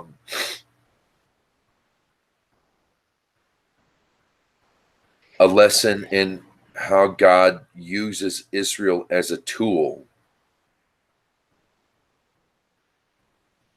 while the tool itself is the lesson. Possibly. Do you get what I'm saying? Okay, you get what I'm saying. Yeah. So Israel just acts as obedient servants to God and does this, blah, blah, blah, blah, blah, blah. And then this happens. And then the other half of me is, Well, then again, we got the golden calf too, so that just threw it all under the table. You know what I mean? but we didn't have mixed multitude in the Passover. Right. And John I was know. upset that I separated the non-Jew from the Jew in Passover. Some of the people were, if the Jews know what's going on, they commanded. I'm sure there were slaves that got their doors painted by the Jews and their friends. You think? Now, Yeah. see, I that's They might not participate in the eating, but it was the blood on the doors that kept the angel of death from taking the firstborn. why would a slave be taken? Why would a slave firstborn be taken? If the Jews didn't paint, because God said do this, and if they didn't do it, they died too. But they told the Jews to do it. Why would a non-Jewish slave from east of Canaan or south of Egypt? I don't know. Do you got friends in Egypt? I know. Why would they need blood on their doorposts? They're not Egyptians. They're not responsible for the slaughter of the Hebrew firstborn. So why would a non-Jewish, non-Egyptian, Maybe slave? everybody in Egypt isn't an Egyptian. You think? Yeah. Then why would it be a mixed multitude? Why wouldn't it just say Egyptians came with Israel out of? Exactly. It was a mixed multitude. But if it was mixed, then there's a shed ton, or there's got to be other non-Israelite, non-Jewish people. Why would they need their doorposts? Because they got friends who are Jews. But why would God? But God didn't command them to do that, and why would they need They protection? didn't. The Jews did it for them. Why would a Jew do it for Because they're friends. them? I'm sorry. If your friend asked you to run to the store for him, you'd do it. If the Jews are doing what they're doing, and they're my friends, do you want their firstborn child dead? No, they don't want their firstborn child dead. But I would see he's asking that their God, if you want to, get old-fashioned or whatever, their God is ordering them. Shalom, Jeff. Their God is asking them, these Israelites, these Hebrews, let's say Hebrews at the time. The Hebrews are doing this. Something's about to go down. Right. It doesn't. I don't see him taking the mixed multitude. I don't see anything in Torah or any. I looked at this. I can't see that God would. I don't see why anybody who's not an Egyptian, not a slave of the Egyptians, not a mixed multitude, but a non-Egyptian would be in danger. I don't see why they would need. When the angel of death came, he took the firstborn of everybody. If a Jew did not paint their door as a symbol to keep the angel of death away, they lost their firstborn as well. Same as the animals. Remember, the animals were taken as well. Yeah, that's true. That's true. Okay. All right. Okay. Shalom, Aki. Hello, Jeff. Shalom, Jeff. We're chatting the Passover and a non-Jew's place, whether you're a Ger Toshav, you're just a Stam Noachide convert. I would, or a convert Shmonvert. At this point, I think there is a definite bold line drawn between. I agree, but there's still people that don't think it. But you just said that Israel would paint their neighbor's doorpost if they were good people. Right. I can't see that. I wouldn't think the painting of the door was to keep the angel of death from Passover. The Jews were the ones that were told to be ready to eat and everything else. Anybody else followed with them. But I'm sure that, hey, I got a friend, I'm going to tell him what's going on, okay, we're doing this. Be ready to go. When you start seeing us all leave, you get ready to leave too. Jeff, what say you, sir? He says that Mashiach Makaya, y'all, that would be a traditional opinion, but it is reasonable that some might have it done, but they didn't need to since the neighbors were invited. Am I on mic? Yes. Shalom. How are you guys? We're alive Yeah, and no, vertical. I didn't know about the gathering, so it's nice to have been invited. Thank you, Wade. But no, keep in mind that your neighbor was invited to meal with you, to sup with you. So you didn't have to go and paint the neighbor's door. You just invited them over for dinner, and they stayed. So although it is reasonable to assume that somebody would have, however, it is a traditional opinion that happened because we don't have anything to Well, show yeah, that, if you right? had a smaller family and you couldn't eat a whole goat or a whole sheep, yeah, I could see you inviting the neighbors in. That would make sense. Because you'd have to burn it otherwise. Right. No sense wasting it, right? And God tells Israel what's going to happen, so they know why they're doing it, and that's something here in the text I didn't take into account as well. Well, you have to. I mean, practically speaking, how would it play out? Okay, so if we understand what happened, then you've got Moses telling the elders, and the elders telling the family leaders, and the family leaders telling their families. So eventually, it would have all siphoned down. Everybody who knew how to, knew to slaughter the animal, knew enough of the story to tell their neighbors. Except for the Egyptians. Well, the Egyptians, you remember? No, they wouldn't tell the Egyptians because the lamb was one of their higher up gods. They wouldn't tell the Egyptians because the Egyptians didn't give a shit. Well, yes and no. Like I mean, think about it. The seventh plague, there was a lot of Egyptians who actually realized that there's something to this. To quote Dreyfus, this means something. Yeah, God's going after your gods one by one, going from the lesser to the major. But ultimately, there were Egyptians in the king's house as well as all the way down through the Pharaoh's house, all the way down the line that saw and took their animals in on the seventh plague. So it looks like there were a number of Egyptians that had a clue. I mean, where'd the mixed multitude come off, yeah. And so what makes you think those who were working side by side with the Hebrews, because we know the slaves were multicultural, Egypt was a multicultural, So there would have been more than just Hebrews there that were slaves. All right, Rosalie, you might be onto something. You too, Jeff. All right.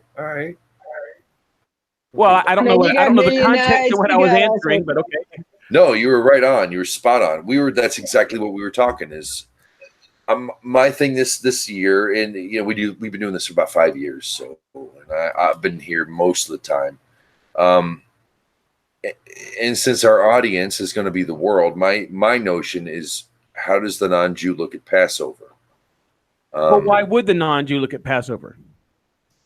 Well, if we attach to Israel, if we take on this, the ger is the first line of defense, and the ger is going to protect the Jew. We get the Sheva mitzvot. We go to the rabbis. We read the Torah. We learn the language. But the question is, why would a non-Jew care? That's actually really good. Yeah, that's a great way to put it. Why should we, and how does it affect us? We didn't die. That's it. If you look at and I won't hog the mic, I promise. No, man, you're good. The big thing that people forget is that the Torah was given to Israel in that day for that place. Even in Deuteronomy 5, it says, Moses, you stay here and tell them what it is they are to know. Now, when did this happen? Well, this happened after Passover. It happened in Exodus 20, right, after Passover, but at the giving of the Torah. And the comment on the mountain between God and Moses was, you tell them what it is they have to do to enter in and possess, the land, and then dwell long therein on the land that they are entering into inherit, or that I'm giving them to inherit. So the Torah, by its very Peshat level text, says this is for this people in this time in this land, and that's it. Now, when we talk about Judaism is a community of mainly Israel, but the traditions that make up the community aren't what God gave us. They're the community's traditions, and there's nothing wrong with that. But so if you want to become I'm a Jew of this caliber or this caliber or this caliber, then you can carry those traditions and be completely happy in your life, and that's the thing that any ger might want to do. But there's nothing in the text that actually tells the ger, or the Jew for that matter, that doing those things outside the land brings any benefit. Right. It's a memorial ceremony, and I right until the temple's built, it is a memorial ceremony. I encourage, and I would say if you're invited by a Jewish family to take part in a Seder for Passover, learn. But I'm with Rod Reuben that if you don't know the intricacy of all a friend, he's and he does some Nativ online. He's a teacher. Right. He's a good guy. Yeah. And he was saying that if you're not Jewish, and you don't know the intricacies of everything that needs to go into this very specific holy day, don't bother. Don't. Right. Well, but then again, why would you? Unless you're Jewish, why would you go through a full Seder? The full Seder is a Jewish tradition, and there's nothing wrong with that. And I love the Jewish Seder. I love it. I specifically like. There's a couple of different types of Seders I enjoy very much, but in reality, as far as what the text says, unless Israel is in the land, and if there's a temple, just like Rosalind said, unless that's active in your moment of being alive in the time of God's creation, then there's no reason to do anything. I mean, I'm not saying go out and kill and murder and stuff like that, because it's love your neighbors yourself. Right. But as far as all the traditions and things like that, I think people come out of religion. Eventually, we're going to have to do it anyway. We miss. Oh yeah. I came out of the Episcopal Church. Me too. Rosalie too. Very big on pageantry. Very big on celebrations. I mean, a pancake supper. Symbolism. I look forward to a pancake supper every. Easter champagne brunch. Are you kidding? Easter best champagne brunch. Yes. Oh no, best time ever. You never saw about 300 people drunk at 8 o'clock in the morning. So you leave this religion of idolatry. Same thing with booze. We can drink a lot of booze by early. But yeah, go ahead, Wade. So you're putting the idol behind, and instead of bowing at an idol of Jesus, you're standing next to him like he's your brother. You've come into a new way of thinking where it's just you and God. I think that people are so starved of religion they want to adopt. And I did this, and I did this, and I failed miserably, and it took me failing miserably to get me out of it. I tried to adapt what I thought. Oh, this is what the Bible. Oh, so I have to. And I've heard stories of people on Passover who've gone to extremes. It's like, one, God's going to bless you. Like, holy crap! I can't believe you just did that for me. But at the same time, anybody else going to be like, holy crap! I can't believe you just did that. You did not have to go through those extensive efforts. I mean, I'm talking about staying up until the sun came up and being ready with shoes on their feet, and they go through and they eat unleavened bread, but they never made a proper sacrifice, and they go through these, and they hear these stories about, this is the third day of unleavened bread. It was a Noahide dude. And I'm like, what the, but I honestly think that when we come out of religion and the creeds of men and embrace God's word as it is, I think we honestly starve. We thirst for that. We're tired of kissing God through a veil. Well, when people gather together for a common thing for God, even in, you can call it idolatry, whatever, but Muslims and Christians gather for God's name in the end. I think let me ask you. Go ahead. I'm sorry. Yeah, speak. Okay, this is yes. I have a goal that I'm going to when I ask the questions, but I'm not trying to lead you as a blind to the slaughter. Okay, good. Thank you. That is that time of year, isn't it? Okay. Yeah, it is, baby. Bloom. Thunder and lightning makes the flowers bloom, baby. That's right. Right. Not down here, man. We don't get thunder and lightning this time of year. It's later for us. Where? Costa Rica. Oh yeah. Okay. Okay. So, where do you see anything in the Tanakh that tells you that you will be blessed by God. Now, I'm talking about when God says it, not when somebody says it about God. But where in the Tanakh do you see where God says he will bless you if Israel has gone into exile? I don't see that. Those who support Israel are blessed, and those who do not are not. That's the only thing. Very good. Very good. No, that's literally, that is the only thing you could say, Rosalie. And that's wonderful you said it, because very few would actually come up with it. But that's the only thing you could say. Bless Israel or curse Israel. That's the only thing that's not limited by the location and the people in the place. Israel in its land. But it says, like in Deuteronomy 28, it says that when Israel is removed from the land because they won't turn from their wicked ways or their sinful ways or whatever, then it says that he will turn his face against or turn his back towards, and none shall save Israel from my hand. And then when you look in the prophets, in Isaiah 40, God says, tell Israel, tell Jerusalem that she has paid double for all her sins. Right. It seems to be, I use this analogy, and this is one of the things I've been trying to build up for something I told Wade I'm working on. I think that after all of the religion that I have done in my life, that I finally figured something out about what the Torah is actually saying. And that is, the whole world is full of red marbles. They're all red marbles. There's nothing wrong with them. They're all just red marbles. Then at some point in time, God started picking a red marble out and making it white. And he would speak for God to the red marbles. And then eventually God called out from the red marbles and made white Abraham. And then we have Israel, which are a bunch of white marbles. But they're only white marbles at the mountain. Yaseh v'nishma, all that you said we will hear and do. And when he says, you are my people, Ami. So the Ami statement seems to be that these white marbles are the ones that have dedicated themselves through covenant to God. This is only applicable in the Ya'aseh v'nishma of Israel and God from the mountain until the days of Josiah, when they were exiled from the land. And that from that time onward, they were no longer white marbles spread out throughout all the red marbles, but they're red marbles again. No, I disagree. Well, hang on. Let me finish the presentation first.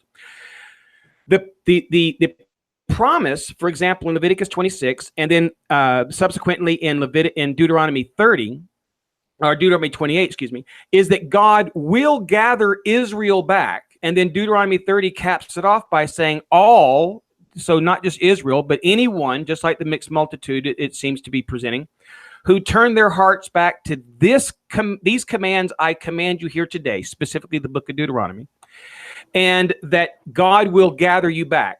So as far as you and I are concerned, we can think that we're white marbles or red marbles. We don't have a clue which one we actually are. God knows which ones are the ones he's bringing back, and one day he will. But in the meantime, God isn't cursing us or blessing us. We're just red marbles, and we're under the authority and the government of the red marbles. That's how I think the Torah is defining Israel during its time of Torah, and Israel after or in between its time of Torah. From the time of exile to the time of restoration. So that's basically how I view that. So that's just on the table. You guys talk about it if you like. Yeah, I want to say this. I think you lost your marbles. No, just kidding. Yeah. No, I didn't mean that literally. I was kidding, actually. I didn't mean to agree with me. I don't know. I'd have to think on that. That's something to think about. Okay. Well, because listen, everybody gets so wrapped up about Torah is some kind of a spiritual law for all humanity to follow. That's never what God says in the Torah. Yes, it is. Oh, yes, it is. In Deuteronomy, he says this law, this law is for us, and Moses, excuse me, says, because Deuteronomy is midrash, or not midrash. It's a retelling of the law. He says, this law is for us and those who stand with us and those who are not with us. Okay, so two things that you said there I want to ask you about.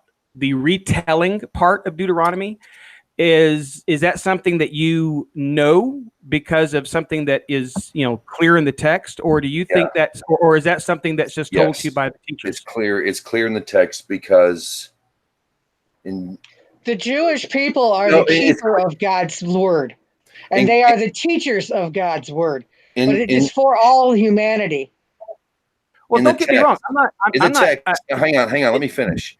In the text, please. In the text, when you were in Exodus, it's Hashem spoke to Moses and saying in Deuteronomy. How am I going to get this?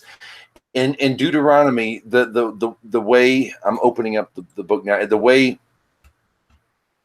these are the words which Moses spoke unto all Israel beyond the Jordan into the wilderness. Right. Okay, right. These are the words which Moses spoke. That is a retelling of the law. Midrash. That's the word I'm looking for now. Midrash. It is a retelling because there's nothing priestly in the laws. This is all common man law. And anytime that it's addressed, anytime that God is addressed, this is what Moses says. Whereas in Leviticus and Numbers and in Exodus, and Hashem said to Moses, it was, and his name is but in Deuteronomy it's spoken of in third person, which is why we say we have Joshua and the scribes basically wrote down the final speech of Moses to Israel crossing the Jordan. And that's why, and that's so the reason it's the way that God and Moses are addressed in the text that differs Deuteronomy from the previous 4 books.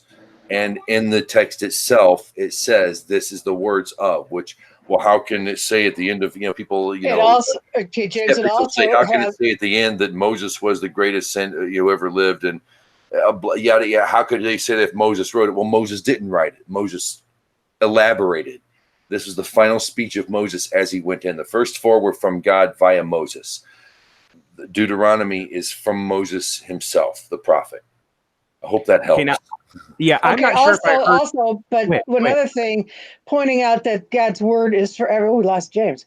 Is for everybody. Is that when they crossed the Jordan, there were 12 stones, 12 monuments to all the people, for all the tribes that were put there, as a permanent thing, saying, "This is my word. This is for everybody."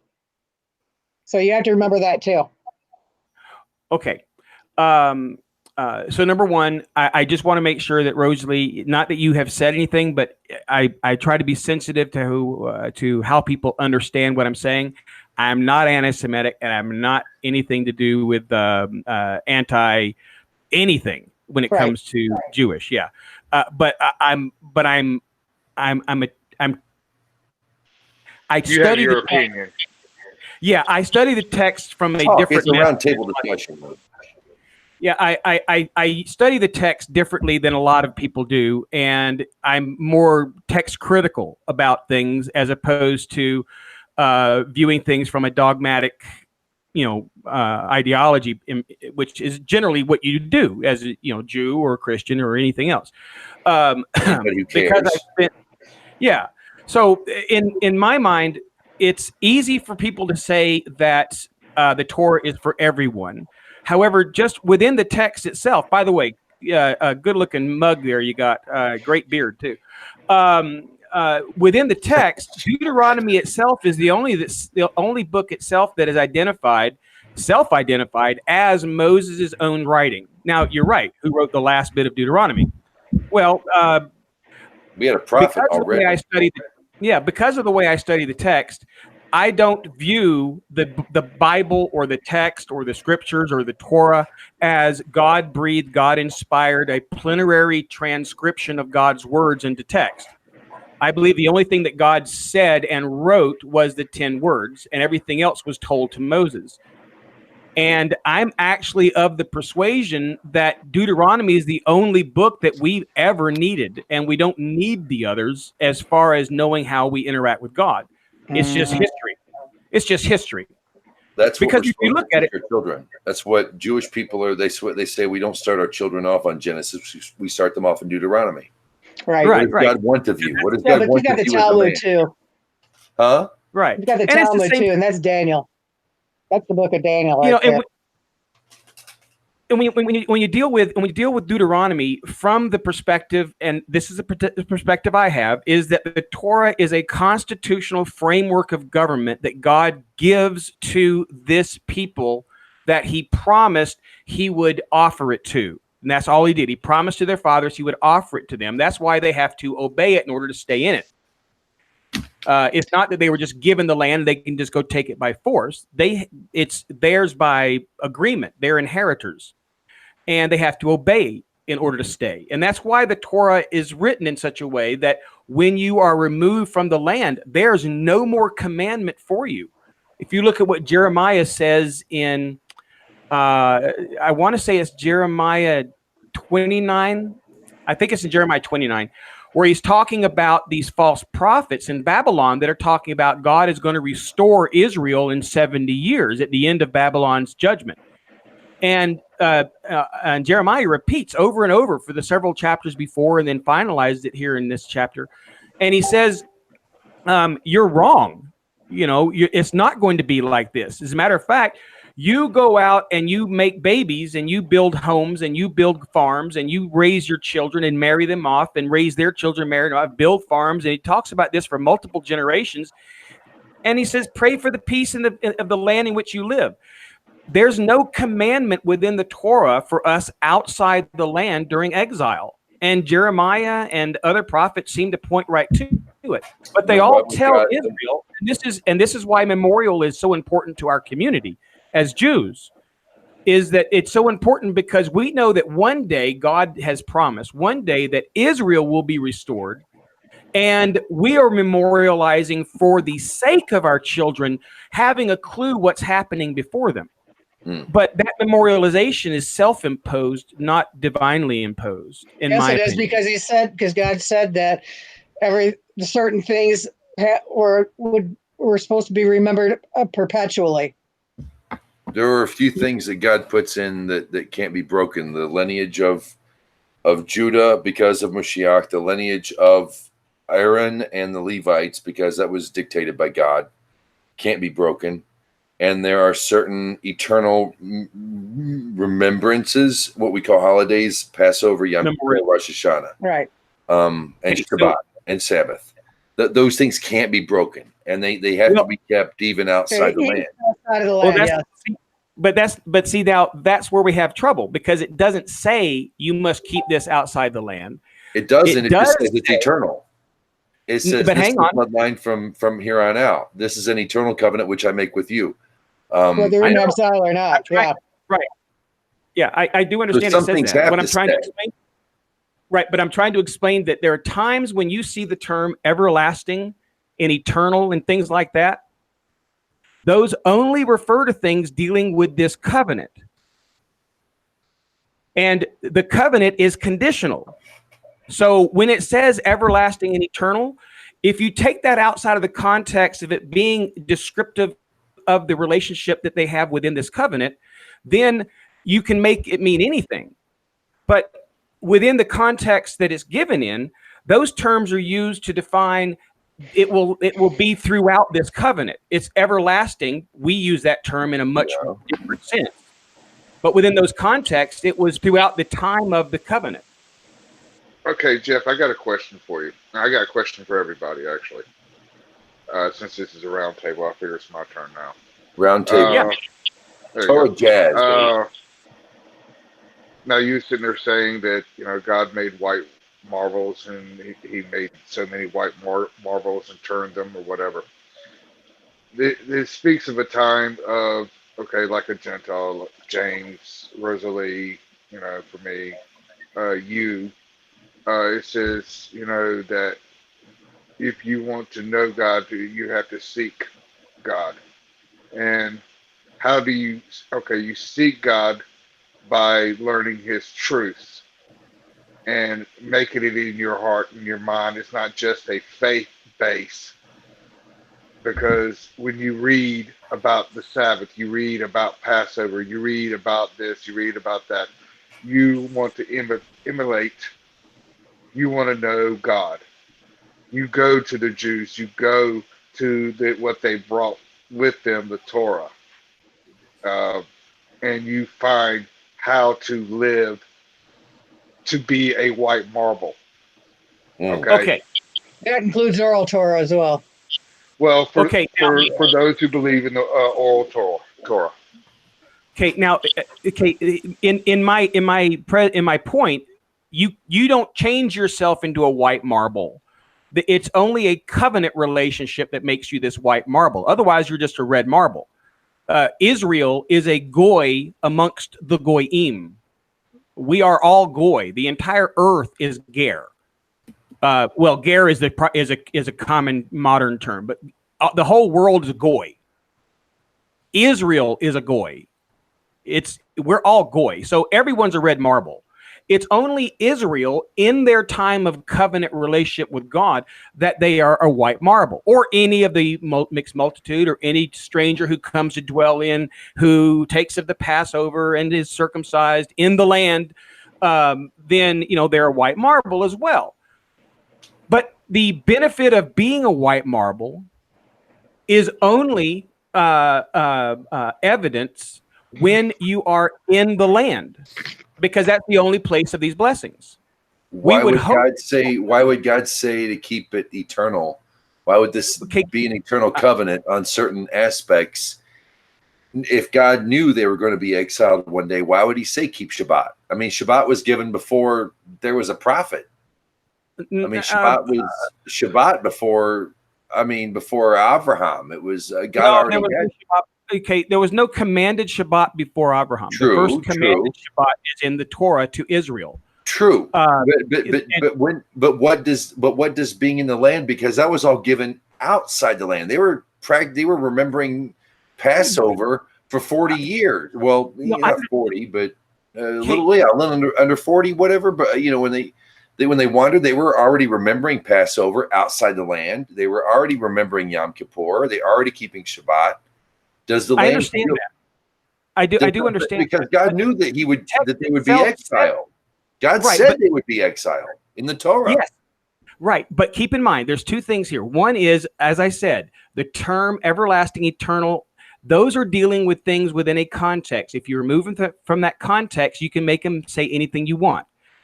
The other point is this: it is a plain text command within the text. Flat out, no type shadows, no typology, no nothing. It is a spelled out. This is what they will do in order to enter in and remain within the land. And then it concludes Deuteronomy by saying, if you do not obey these things I have told you here today. See, I don't think Deuteronomy 1, 2, and 3 are written by Moses. Neither do I think the last several chapters are. I think that the meat of the conversation that Moses, when he said, "You kings will write these words I say here today for yourselves every day, that you do not stray from these words. You will not fear anyone who comes and brings miracles, who leads you astray from these words I command you here today." Opened up by saying these words are how you enter the land and how you remain in the land, and closing by saying in Deuteronomy 28 and on 30 that if you do not obey these words, then I will remove you from the land, and I will turn my face against you. I will turn away from you. You will not hear from me. You will call and I will not answer. You will fear the morning and fear the day and fear the night, and your life hang by a thread, all because you did not obey these rules.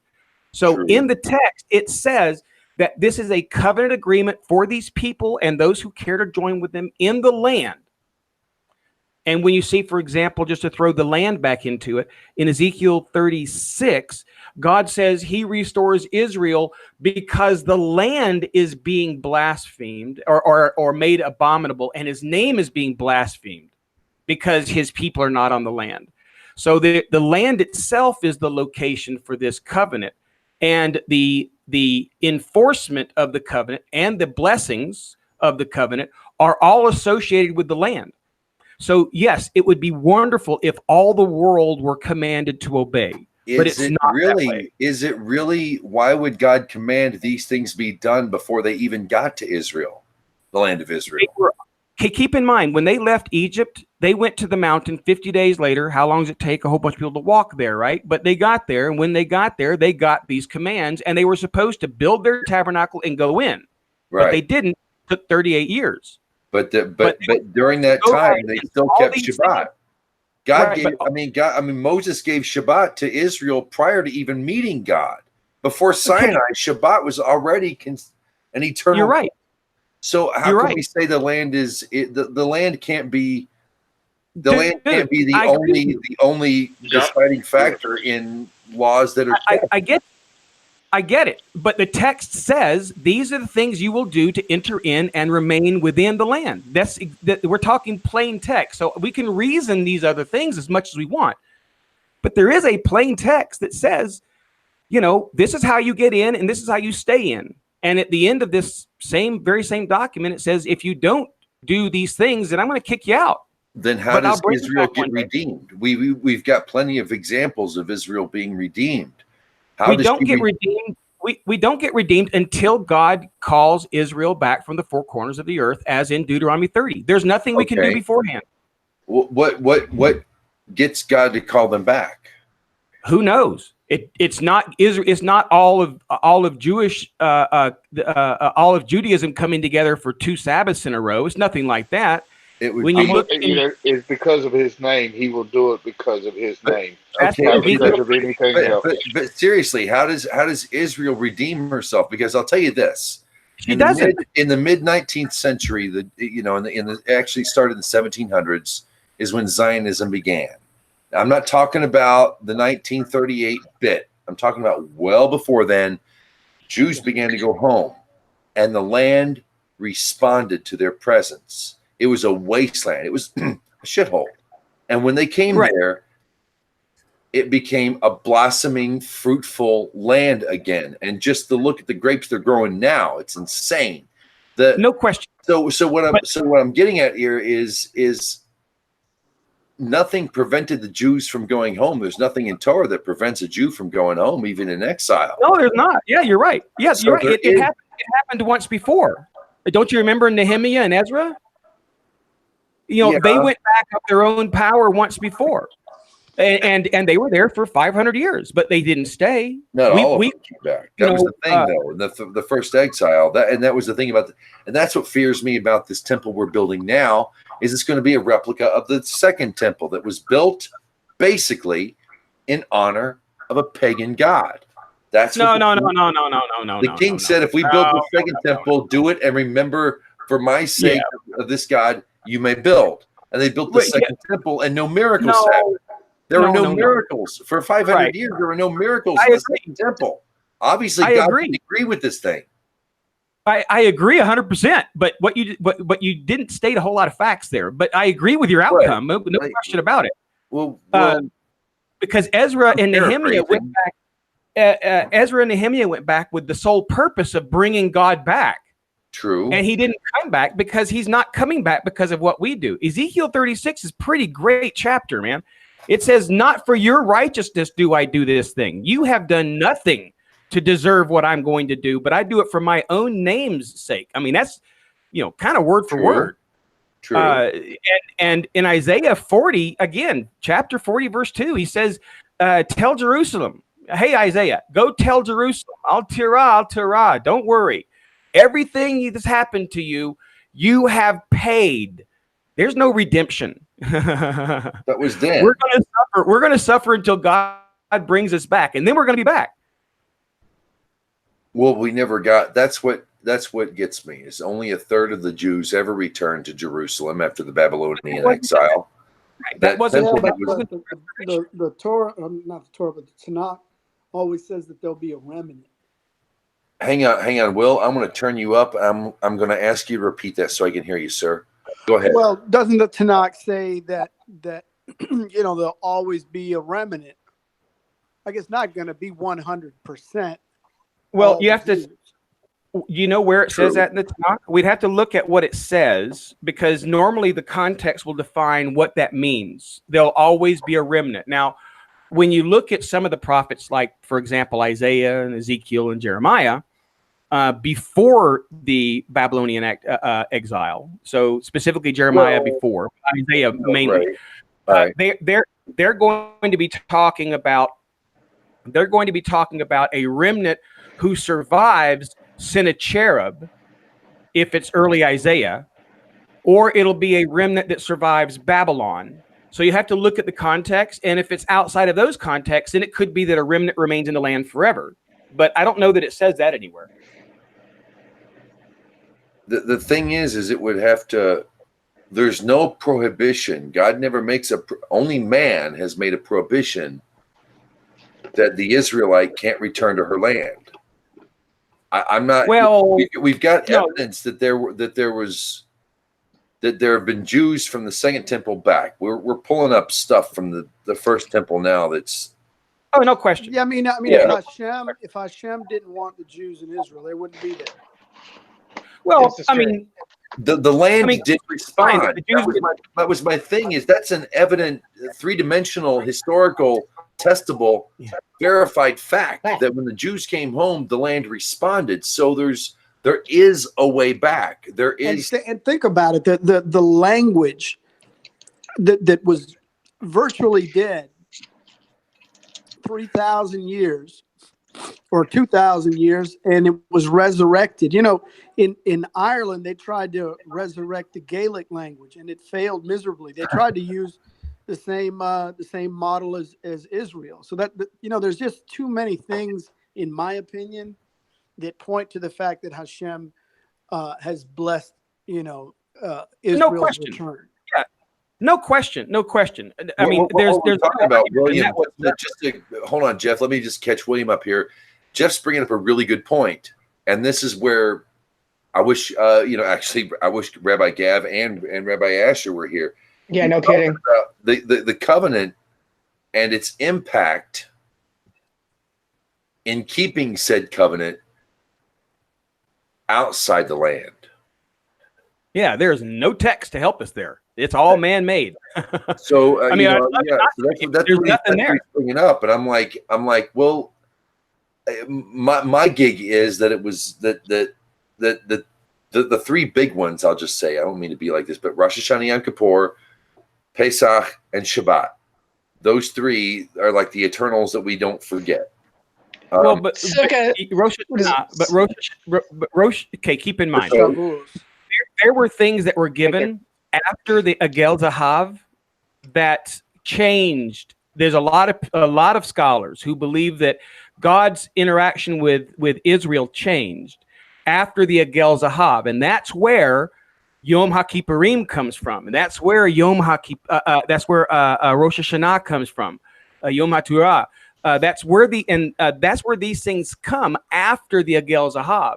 So when you look at the prophets, and the prophets don't mention a Rosh Hashanah and don't mention a Yom HaKippurim, then there seems to be textual reasoning to assume that some of the stuff that we were told that happened only happened because of the golden calf, the Egel Zahav, and that once that's forgiven. And we assume that'll be forgiven. That's forgiven already because that's the previous generation.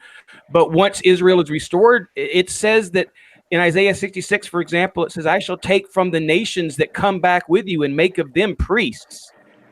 So you got to wonder a lot, because before the Egel Zahav, the Levites were not the priests; it was the firstborn of the family. True, but the Levites had historically shown themselves to be worthy.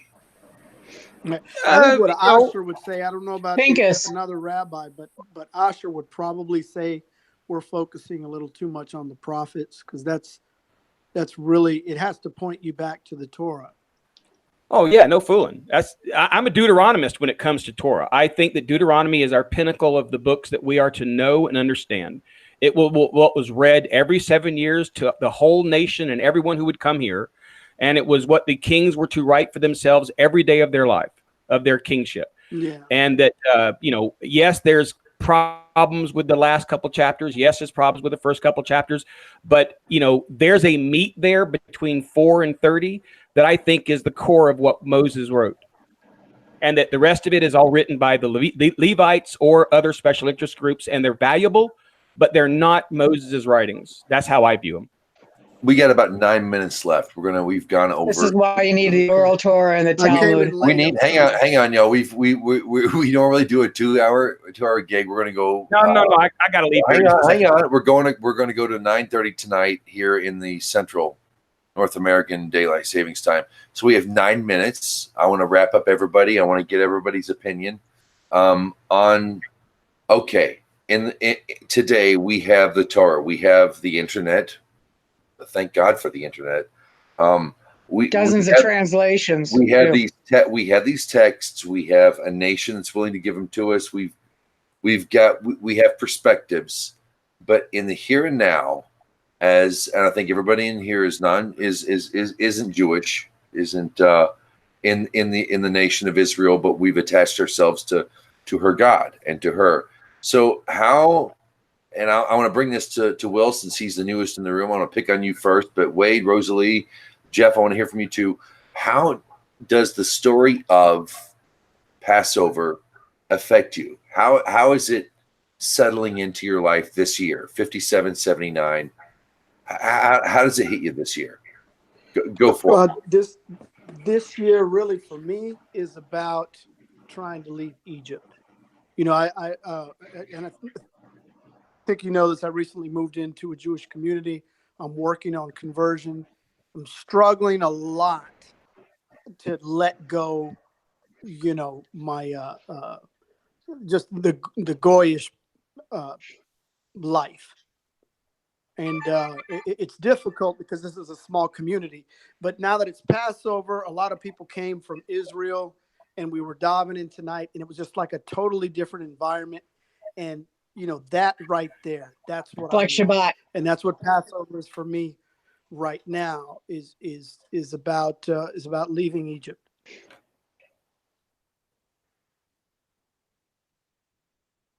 What was that, Rosalie? Like Shabbat, kind of. Right. Rosalie, what's on your mind this year? How does Passover affect you personally?